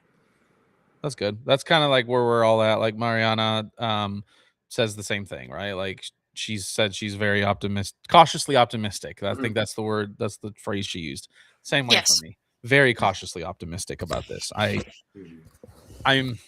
as bad as it's gonna sound, like it's one of those like planning for the worst, hoping for the best kind of things. You know what I mean? Like you just kind of, I don't know. Like I hope it's good. I mean, I don't know how much you guys have talked about it, but we were just talking about Star Wars Theory. Honestly, the most exciting piece of content that I'm waiting for is Vader Episode 2. Which, by the way, that sweater he dropped, that hoodie. Yeah, I Yep, the lightning purchased one yesterday. I was like, I have to. Oh, I yeah. can't let this one go by. Like Yeah, that that's hoodie good. is just too sick to let it Yeah. just go by the wayside. Yeah, I So- bought my first Theory Sabers because it was like when he first it was I don't know, pretty recent or like soon after he started Theory Sabers and stuff, and he ran like a big one. He's like, all the proceeds go to Vader Episode 2. Oh, it was right after he dropped the first teaser trailer Yes. for Vader Episode 2, and I was like, this looks incredible. I have to support this. So I took out the money that I was saving for a rainy day and bought a Theory Sabers. So yeah, it was my latest a good purchase was probably about 6 months ago. This bad boy. I love Obi-Wan's from Episode 2. I love this. So Oh nice. my god, So I want a elegant. Theory Saber so bad, but I'm kind of broke. I don't have that money to spend Yeah. on a lightsaber. Neither do I technically. That is like off the top of my bucket list. Like one of these days, one of these years, maybe in Hey, the near future, I will buy Hashtag a lightsaber. MegaCon. Hello, you're gonna be at Maybe. MegaCon. What better Maybe. place to get one than at Live. the Star Wars Theory booth with Star Wars Theory there? Right. Yes, and 100%. T.C. Carson and Nick Gillard. Yes. I was like, what? What did you guys think of that news when he dropped? Oh that? man, what a pull, right? Yeah. Like what a pull for Theory Sabers to get him to voice Mace like he know. did in the Clone Wars for his Episode 2. I mean, are you kidding me? What a pull. Yeah, Yeah. Like I was wondering because he kept saying that he had this big announcement, and I was like, okay, what is it going to be? My first thought was he got Sam Jackson somehow to voice Mace, and I was like, that seems a little unrealistic, but you never know. And then he announced it was T.C. Carson, and I was like, just as good in my opinion. Right. Yeah. Like, you know. Yep. It's like having somebody like Ewan McGregor voice Obi-Wan or James Arnold Taylor. It's like they're both Obi-Wan. They're both just as much Obi-Wan as each other. Right. So 100%. it's like T.C. Carson, amazing. The funny thing about that is like the weekend that he was in Atlanta doing that, I was in Atlanta for a wedding. Oh, really? I was like, you've got to be kidding me. Like, what are the chances? Like, it's kind of you guys funny. just like walk down the same street, just like not paying Well, attention. that's what I was trying to figure out when he posted, because he posted a video of himself in the airport. And I was like, I was just there. And like, I was looking back behind him, like at the gate numbers and stuff. I was like, I just walked through there, you know, like, yeah, that's crazy. I think I just missed him. That's funny. That would have been sick to just Yeah. run into him. Right? Theory? Yeah. Yeah, is that you? Yeah. So it would have been, I don't know. I'm excited that you get to see him again. I know he's going to ICCC in Nashville again, but we're doing a family vacation this year, so I'm only doing one convention this year. So Okay. Rebel Scum Con. I got to get you out to Rebel Scum Con at one point, Mariana. I had been talking about it, that I want to go to Rebel Scum Con and also ICCC Con Yeah. as well. What about, isn't there another con called Echo Base Con? Maybe. I don't know if I've heard of it, but I've not been really affiliated or anything with that. I've heard of it too. And then there was one that was about the legends called Legacy Con or I've heard Legacy about Expo. that one. Yeah. Yeah. Yeah. Yeah. I But know if that you- I think a couple of the authors have gone there. I think Timothy Zahn went. I gotta tell this really funny story. I got to meet Timothy Zahn last summer. Oh my god. I bumped into him at the Star Wars Celebration show floor in Chicago in 2019. We were just wandering in the book section, and all of a sudden I turn around. My mom was like, "Yes, that's amazing." That's He sick. autographed it. Yeah. And then he inscribed each one of the books too, so that was cool. Oh my Amazing. gosh. And it's just like I just like ran into him out of the blue. I was like, that's Timothy Zahn. And I have to take a photo with him. And so I got a photo with Timothy Zahn. That's sick. That's an experience I'm never Yeah. gonna forget. And I went to Denver Con last summer with Jungle Jedi and Battle Packs, or Battle Poppy now, but I went to Denver Fan Expo and I didn't realize it until we had gotten there, and they were like, Timothy Zahn's, over by that. I'm like, Timothy Zahn's here? And so I like ran, like immediately like went over to the booth and I'm like, Timothy Zahn, like bought the trilogy set right there at his table, had him sign it and everything. And then there was nobody around at the time, which is crazy. So we got like 20 to 30 minutes of just him talking into the microphone, like, cool. hey, like when you did this, like, you know, what were your thoughts when you were doing this or writing this and different things like that. And it was so cool to see him open up like his world of Star Wars, like just completely insane, you know, like talking about oh man, talking about what's Luke's girl's name now? I can't remember. Mara Jade. Mara Jade, thank you. Like talking about how like when Luke fought Vader, like he sees this good in Vader and is able to pull him to the dark side. You know, like what keeps Luke going with Mara Jade? Because all she wants to do is just to kill him, right? She doesn't care about him. She wants to kill him, and he's like he sees a little bit of that light side in her, the same way he saw it in his father, and that's why he keeps persisting and patiently waiting for Mara Jade and constantly is trying to bring her back. He sees the same thing in her that he saw in his father. And I was like, whoa, Interesting. like that's Interesting. cool. Man, that would have him having a wife would have like worked more in The Last Jedi, in my opinion. Yeah, 100%. I wasn't gonna bring that up. I was like, keep it positive, but yeah, that Luke sounds a lot more like the Luke that should have been. Yes. Instead of Yeah. what Have you was. guys seen these like Skywalker stories and Star Wars stories untold on No. on YouTube? No. They're all AI stories, but they're phenomenal. Like the it's like real life, but it's great. And one of the most recent ones was Luke getting ready to train some new kids, like after like Wow. obviously the events of Return of the Jedi. And his father Anakin comes back to him as Hayden Christensen and was talking to him, and he talks about this love thing.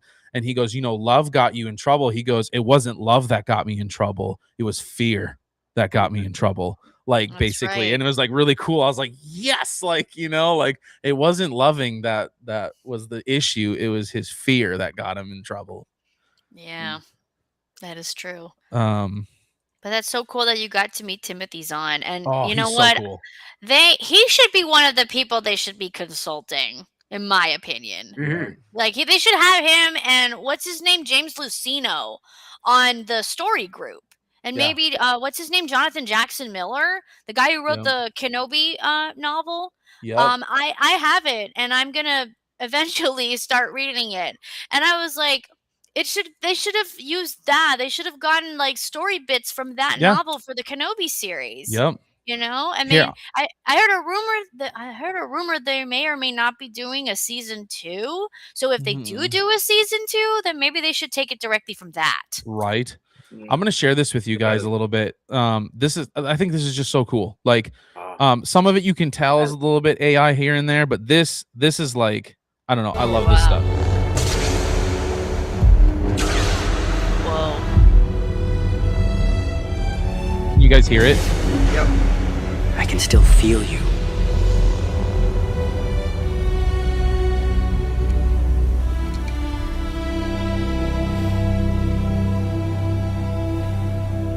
I know.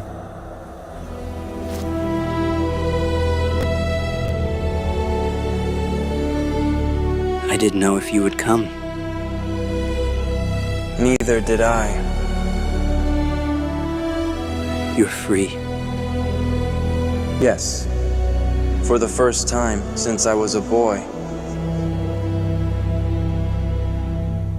I saw you die. I felt it. I didn't know if there would be anything left. There almost wasn't. I lived most of my life believing I was already dead. That everything good in me was gone. But it wasn't. No.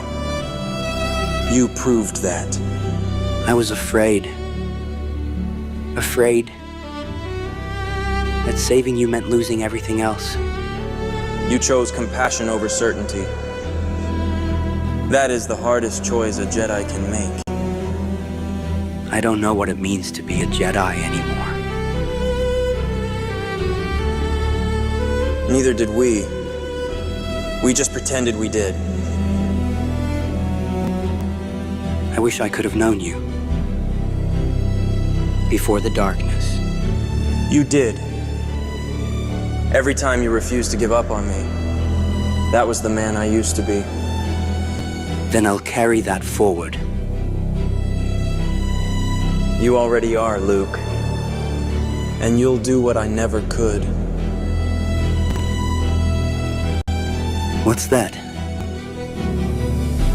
Forgive yourself.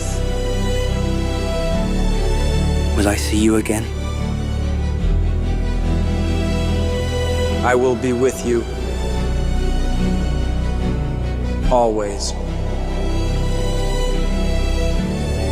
Father.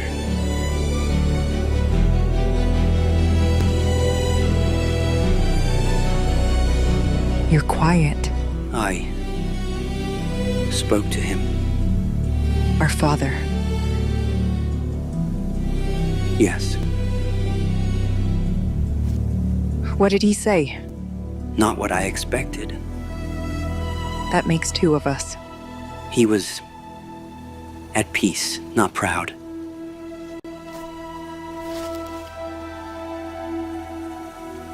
But free? Yes. I spent my life fighting a monster. I built a rebellion around stopping him. I know. And now I find out he was my father. And I don't know where to put that. You don't have to forgive him. What he did mattered. What he took from you mattered. Then why does it still hurt like I lost him? Because you lost the man he could have been. Did he ever speak of our mother? Only in silence. That sounds like him. So what happens now, Jedi? Now, we decide what survives. Good. Because the galaxy is going to need more than legends. It already has.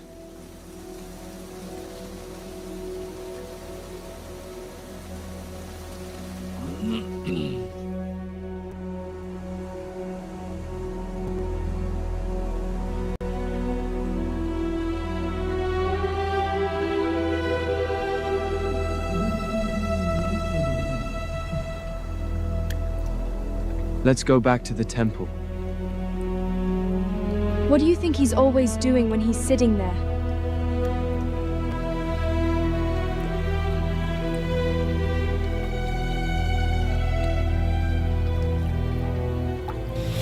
You're quiet today. I've been talking all morning. Teaching again?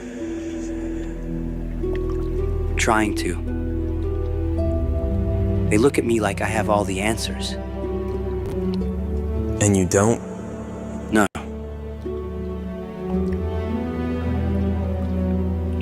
I just have fewer illusions than they do. The old Jedi believed certainty was strength. And doubt was weakness. That belief destroyed us. Sometimes I'm afraid they're learning the wrong lessons. Because of me. Because of all of it. They know your name. They know what you became. I haven't told them what it cost you. They don't need to carry my sins.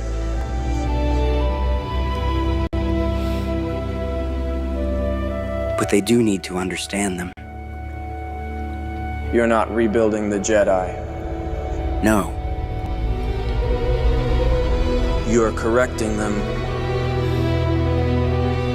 Do you ever regret coming back? Every day. And every day I'm grateful I did.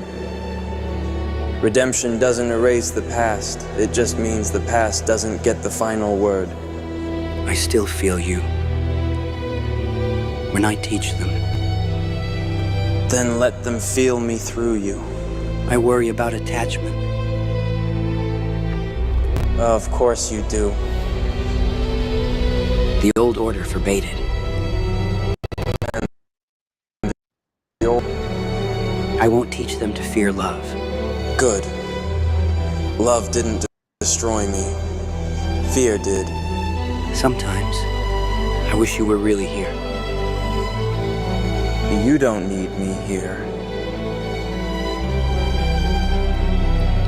I know. But I like knowing you're watching. You became everything I was meant to be. No.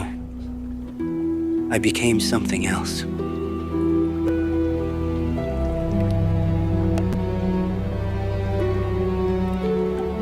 They're waiting for you.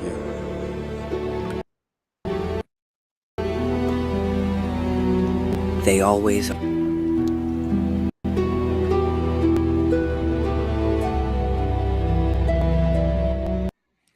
They're doing some incredible things with some AI stuff. Obviously, like I said, there's some parts where you can obviously tell, but like some of this is like stories that like, man, I wish Disney would do this stuff like this. You know, like Okay, I want to say that voice of Luke, that sounded a lot like Mark Hamill, which is, I'm like, whoa.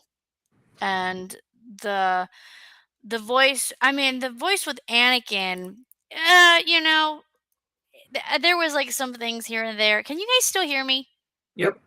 Okay, I think it's Gazer who froze. Yep. Oh yeah. But yeah, no, I thought that was a very interesting video.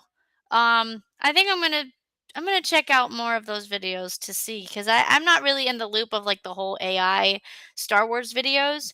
I do know that there's a lot of controversy surrounding AI, you know, and because of like actors, and that's what led to the strikes a couple years back. I guess it's just us now. He left. All right, it's our show now. But yeah, that was very interesting. There you go. There you are, Gazer. You're back. Hey. the internet just decided to like, hey, I want to take a break for a hot minute. So Yeah, that tends to happen. but you were saying that Luke's, I mean, his voice sounded a lot like Mark Hamill. Yeah. Like, it was like, whoa, that's crazy. And with Anakin, it was like, I could tell it sounded a little bit like Hayden, but it didn't sound fully like Hayden. Right. Yep. But it was very interesting. But like, yeah, it would have been cool to see him training the younglings, the new Padawans of the new Jedi Order. Right. You know, that would have been interesting. Yeah. And also getting to see like the aftermath of Princess Leia finally coming to terms that Darth Vader was her father. Right. You know, because at apparently- first she hated it. She was like, Yeah. no, I won't accept him as my father. Like at first. Yeah, that's true. And also, well, I had to bring up the new canon, but didn't they use that against her in the new canon and let her getting expelled from the New Republic? I don't know. remember.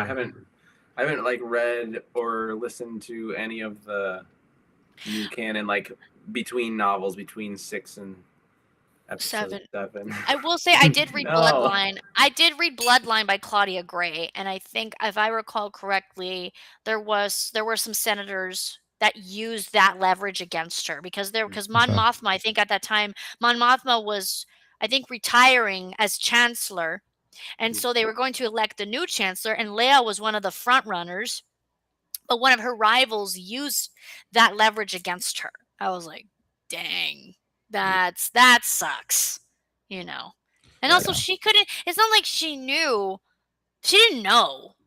She didn't know, and it was just so disappointing to see that she ended up leaving the New Republic because of that. Yeah. Yep. That's a bummer. Yeah. Yeah. I'm interested to see where all this AI stuff goes. I mean, it's been really cool to see the evolution of it and how it's like just gotten so much better so quickly.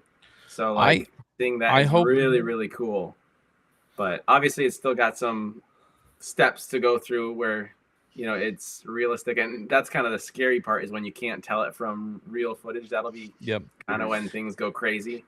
And but I hope it allows new creators to take the power back from Hollywood. 100%. Right? Like, hey, we have this AI power now that's going to allow us to make movies the way we want them made, and scripts that we want to see, that we know other people want to see. And maybe there ends up being like an AI creators film guild or something like that comes of it to protect what they've got, you know? Like, I would love to see that. Oh, 100%. It'll just be so hard, because on one hand it's super cool, but on the other hand, then there's just going to be an oversaturation of just content everywhere because everybody can make something. So there's always a pro and a con to it. There's always a good side and a bad side. So I'm really excited for when creators can make exactly what they want and fans can make exactly what we've always wanted and dreamed of. But then it's also like, well, anybody can make anything. What makes something special? It's like when AI gets so good at writing scripts and all this stuff. It's like, where is the human element? And I know that's part of this whole AI discussion, and I'm not even sure where I fall on everything on every subject, but there's always a downside to it. But I am super interested to see where it goes and how people use it, because there are some stories that would be sick to see that Disney will never make. Yeah, that I know that fans will do. I think it's really like George Lucas said. I don't know if you saw. There's a somewhat recent interview of him talking about, like, it's like going back to the days when cars were being built. No, we're gonna stick with the buggy and the horse. We're gonna stick with the buggy and the horse. Like, I don't care if the car's being built. We're sticking with the buggy and the horse. He goes, eventually, it's just the car's gonna take over, and you either have to get with it or fall behind. And that's kind of what it is for AI. You either have to get with it or you're going to fall behind. Now, I think there is an interesting element of like being able to use artists, right? Because I think there's still going to be a need for artists, even in the film aspect, where you're like, hey, I need this to look a little bit better, or I need this drawn up so I can add it to this AI film. Can you draw that up for me? So I think there's going to be a lot more. I think you're going to see, hopefully, a rise of digital artists for that type of thing.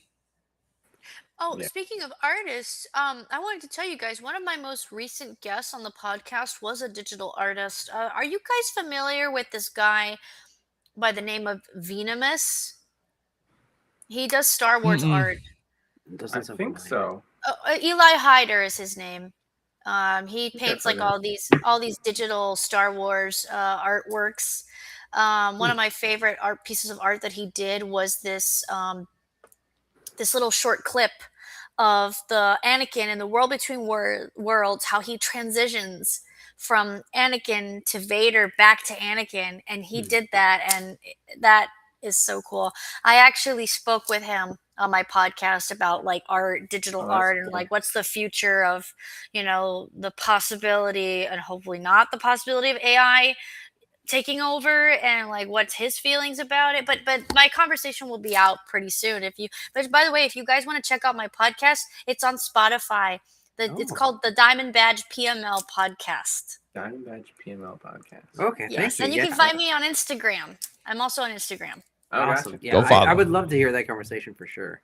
Yeah, I'm gonna start editing his conversation. I actually dropped an episode yesterday with my friend David and his dad Pete and his sister Ava, and they actually have an Instagram handle. You guys should. I really would love for you guys, if you could, follow. It's called Sense the Magic. They provide tips and techniques and like some tricks for families who have children with autism or sensory issues on how to navigate the Disney parks. Okay. That's Yeah. cool. That's Yeah, really yeah, cool. yeah. I think I've heard of them actually. That sounds very familiar. Yeah, and well, I don't mean to say this, but David, I'll say it. He's a really good friend of mine, and I think everybody mostly knows this, but he's Ashley Eckstein's nephew. What? Yeah, you've seen him. You've That's seen him, sick. Gazer, my friend David. I didn't know that. Wow. Yeah, but you should check out Sense the Magic. Yeah. That he's done a lot of great things. Him and his sister and his whole family are just such really lovely people. Like you should definitely check out like the great work that they're doing to talk about, just helping families with kids with special needs, So you should definitely check it out. For Yeah. sure. Yeah. Awesome. But it's a great love it. great page, and he's been a big supporter. I've had him on my show like 4 times, so Dang, he's I been didn't know that. he's been That's a great awesome. he's been a great friend. I would love eventually one day to have my daughter meet either Rosario or Ashley Eckstein, because she's Oh. her Ahsoka Tano. She's just like Ahsoka Tano everything. Yeah. So, Same here. That's Same fine. here. Oh, okay. Wait, have you guys met Ashley Eckstein?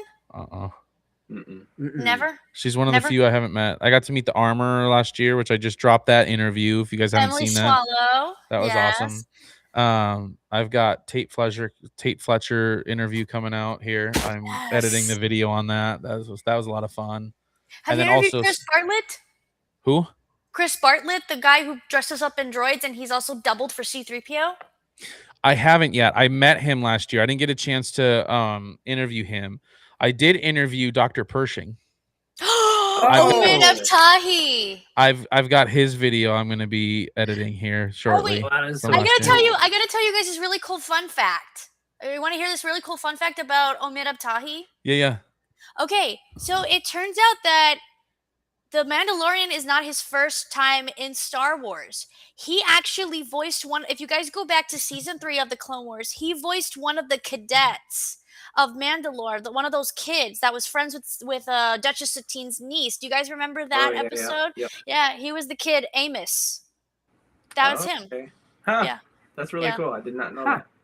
Yeah, because like when they initially announced the cast for The Mandalorian and his name pops up, I was like, wait a minute, I know that name. I've seen him before.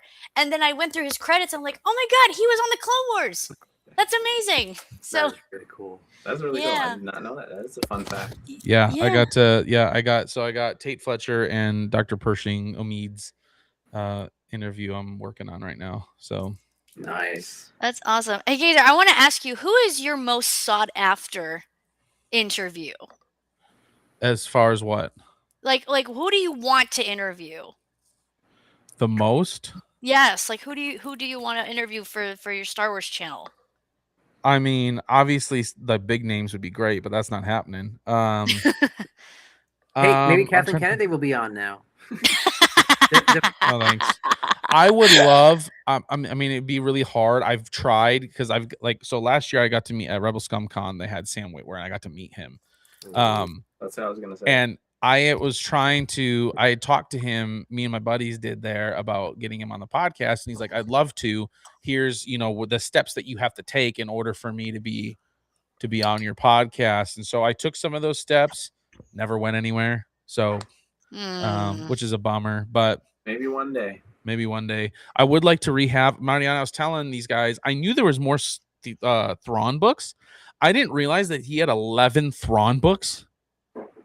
Timothy Zahn wrote 11. I'm on book 2 of the Thrawn Ascendancy right now, and I've only got like 4 hours left in it.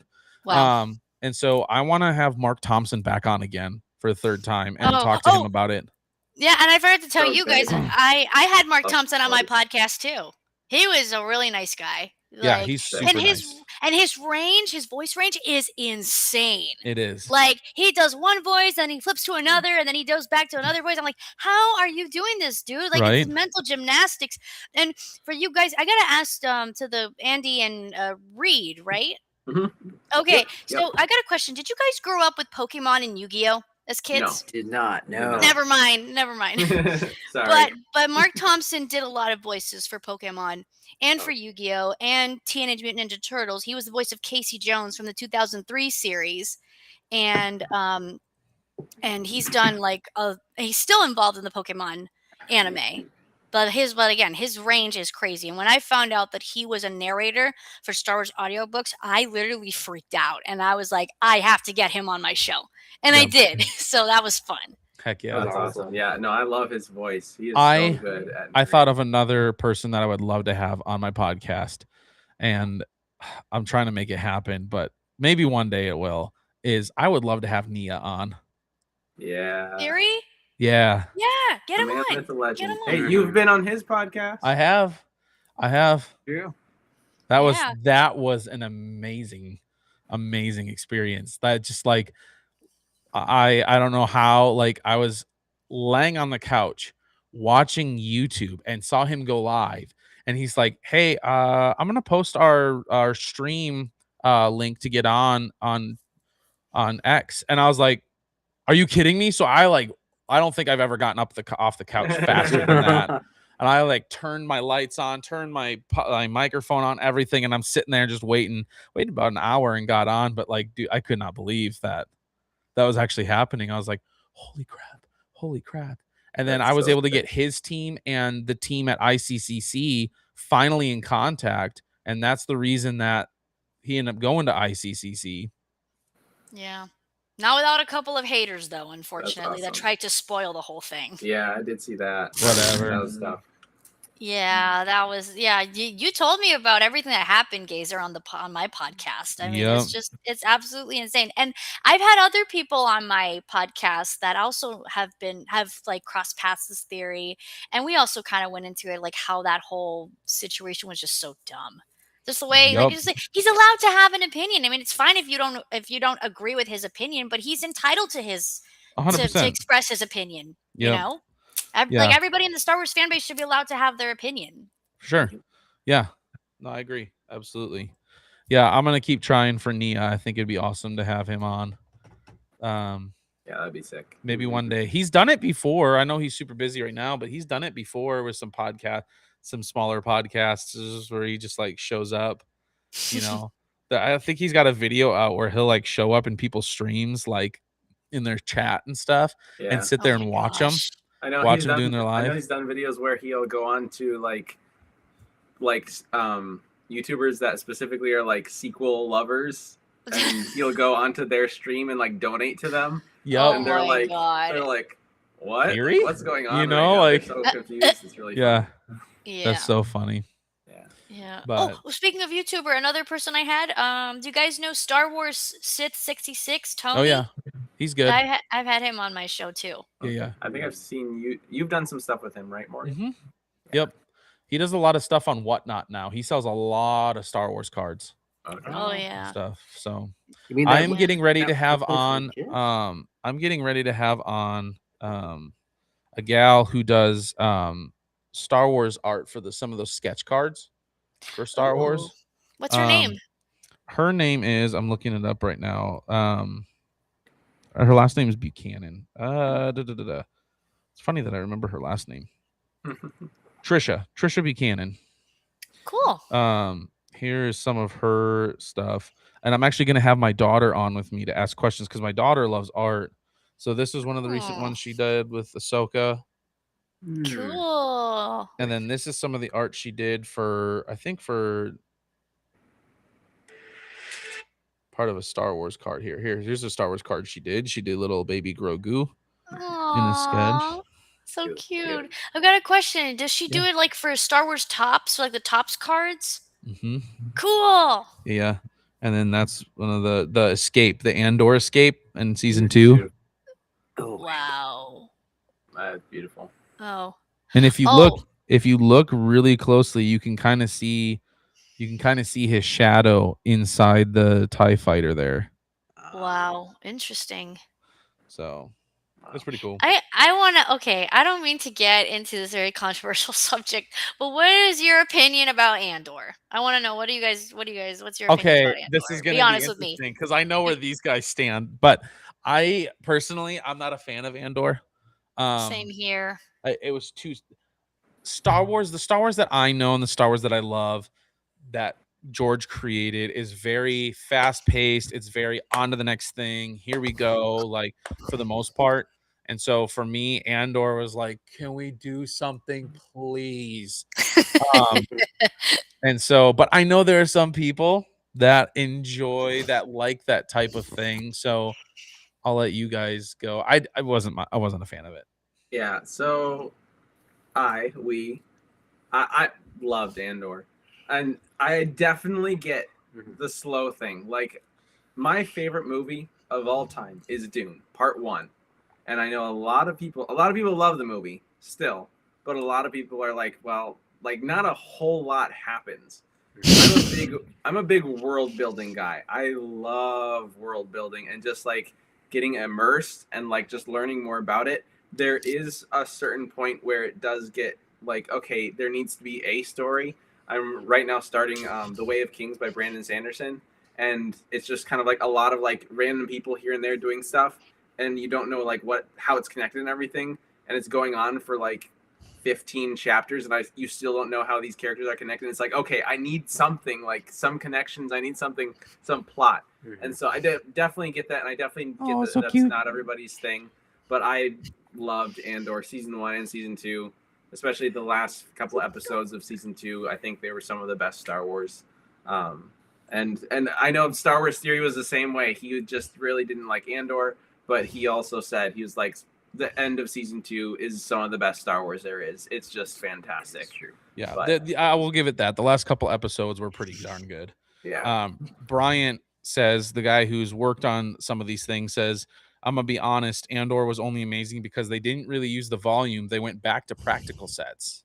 Oh, that That's is true. one of the main things. Yes, it felt real, and that's one of the things that made it so immersive. I mean, Kenobi and even sometimes The Mandalorian and some of these other shows just, and even like some Marvel shows and other shows that I like, Percy Jackson and the Olympians, for me, like, it just didn't feel real because you could tell when they were using the volume and when they weren't. There's a couple scenes where it was like, that looked great, and then a couple scenes where it was like, nope, it just doesn't sell it for me. Right. I can tell. Who's our new Star Wars enthusiast there? Oh, this is my dog, Duke. Duke. What's up, Yeah. Duke? He was just sitting next to me. I'm home alone because my mom's staying at my grandma's house to take care of her. Okay. So we switched shifts because my grandma, she's kind of like, how should I say, she has a peg tube. For the audience that doesn't know, a peg tube is like, it's like a feeding tube, but into the stomach. Okay. She had like a really nasty fall a couple years, like almost 2 years ago, and she was in the hospital for some time.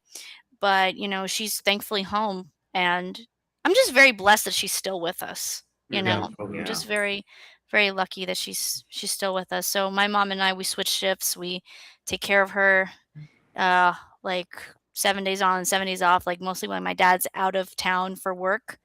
Okay. But yeah, we're just very blessed that she's still with us.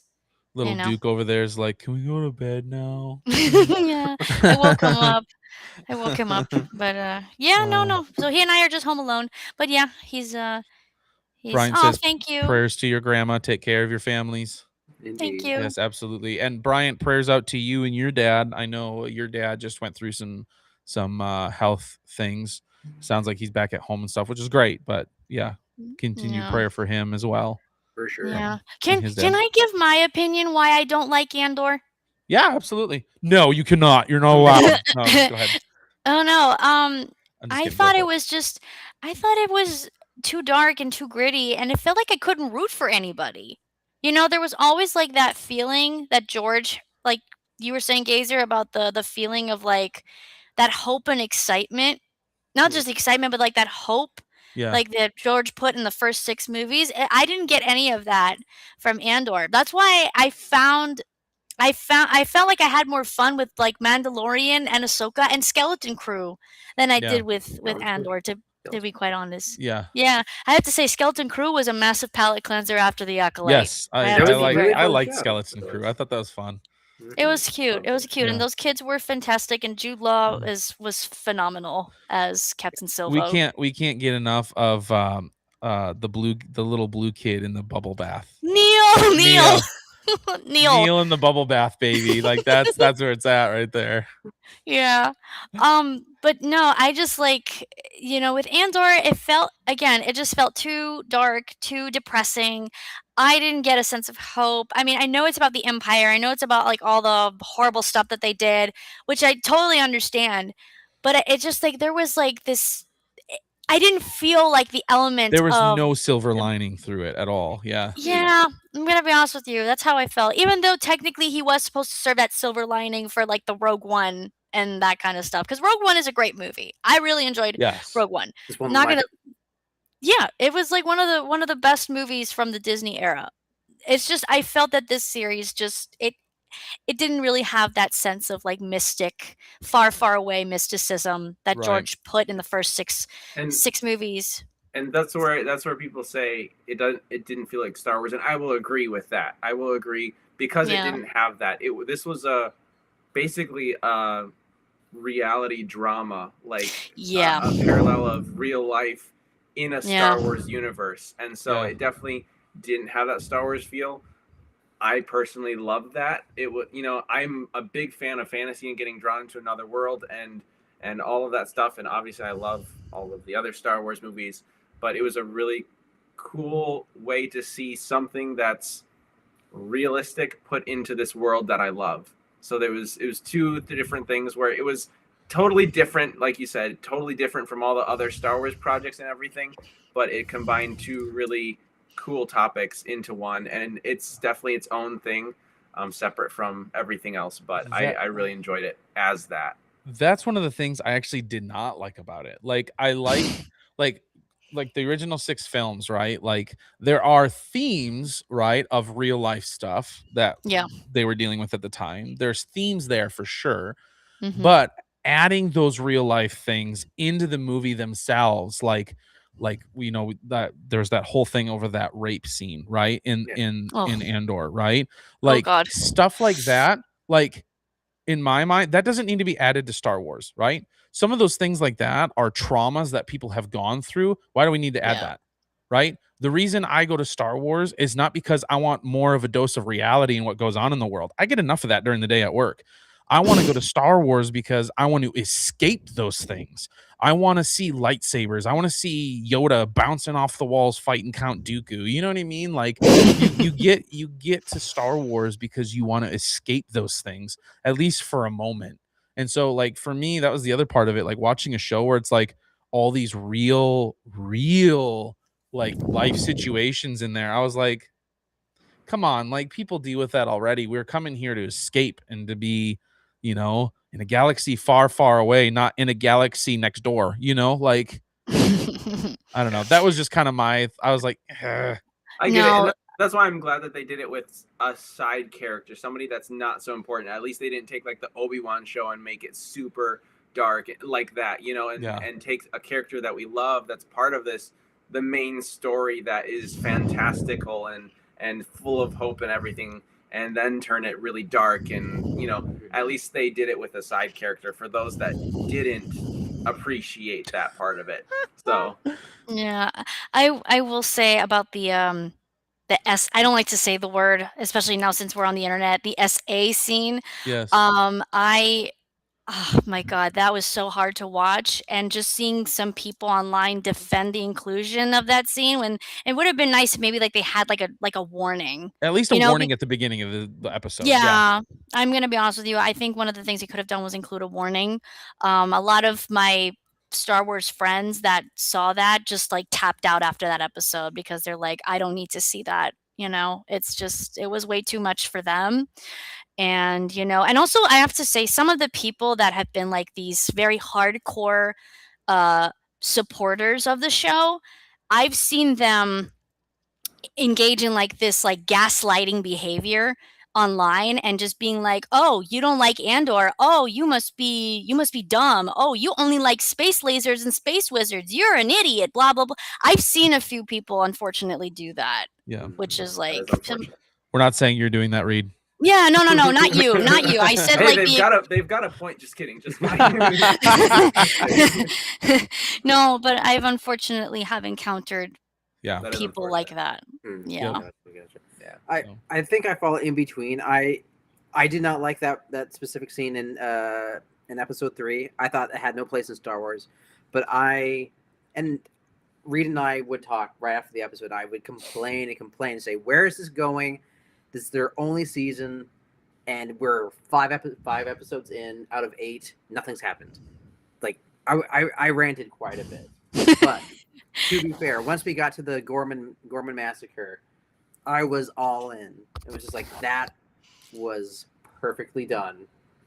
The drama was incredible, and from there I was in until maybe the second to the last episode. I was again Reed like, they only had 1 episode left. What are they doing? Yeah, that was one of my biggest problems, was just their choice of how are we going to spend our time with this, our one last chance to do the show. Let's have a whole episode of flashbacks. Let's have a whole 2 episodes of Andor doing nothing with these people on what was the planet? Which episode? Aldani? No, it's where he crashes the TIE fighter and is with those two on Yavin. On Yavin, okay, yeah. Oh, like in the first 3 episodes. Those episodes are so boring. Yeah. Again, it was moments like that where I don't completely disagree. it was moments like that where I was like, if you know this is your only chance to do your season, you're gonna waste 3 episodes on this. Yeah. It tells me you didn't really think about your story, or you don't care enough to be like, no, we gotta make sure everything works. It was just throw things together. Yeah, you have a few storylines that were great. I forget the agent that died during the Gorman massacre. Cyril Karn. His story was great. I would have watched the show just about him. Yeah. Yeah, because again, he had an arc. Andor doesn't really feel like he had an arc to me, personally. He was just there. Yeah. Okay, I want to hear your thoughts though. No, It's okay. Okay. I need to go. I need to get to bed. I was just gonna say I'm gonna call it for the night.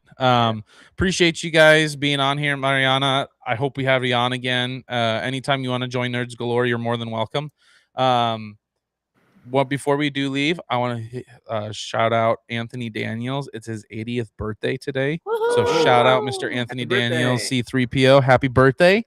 Yay. To the Mr. C3PO Human Cyborg Relations. Yes.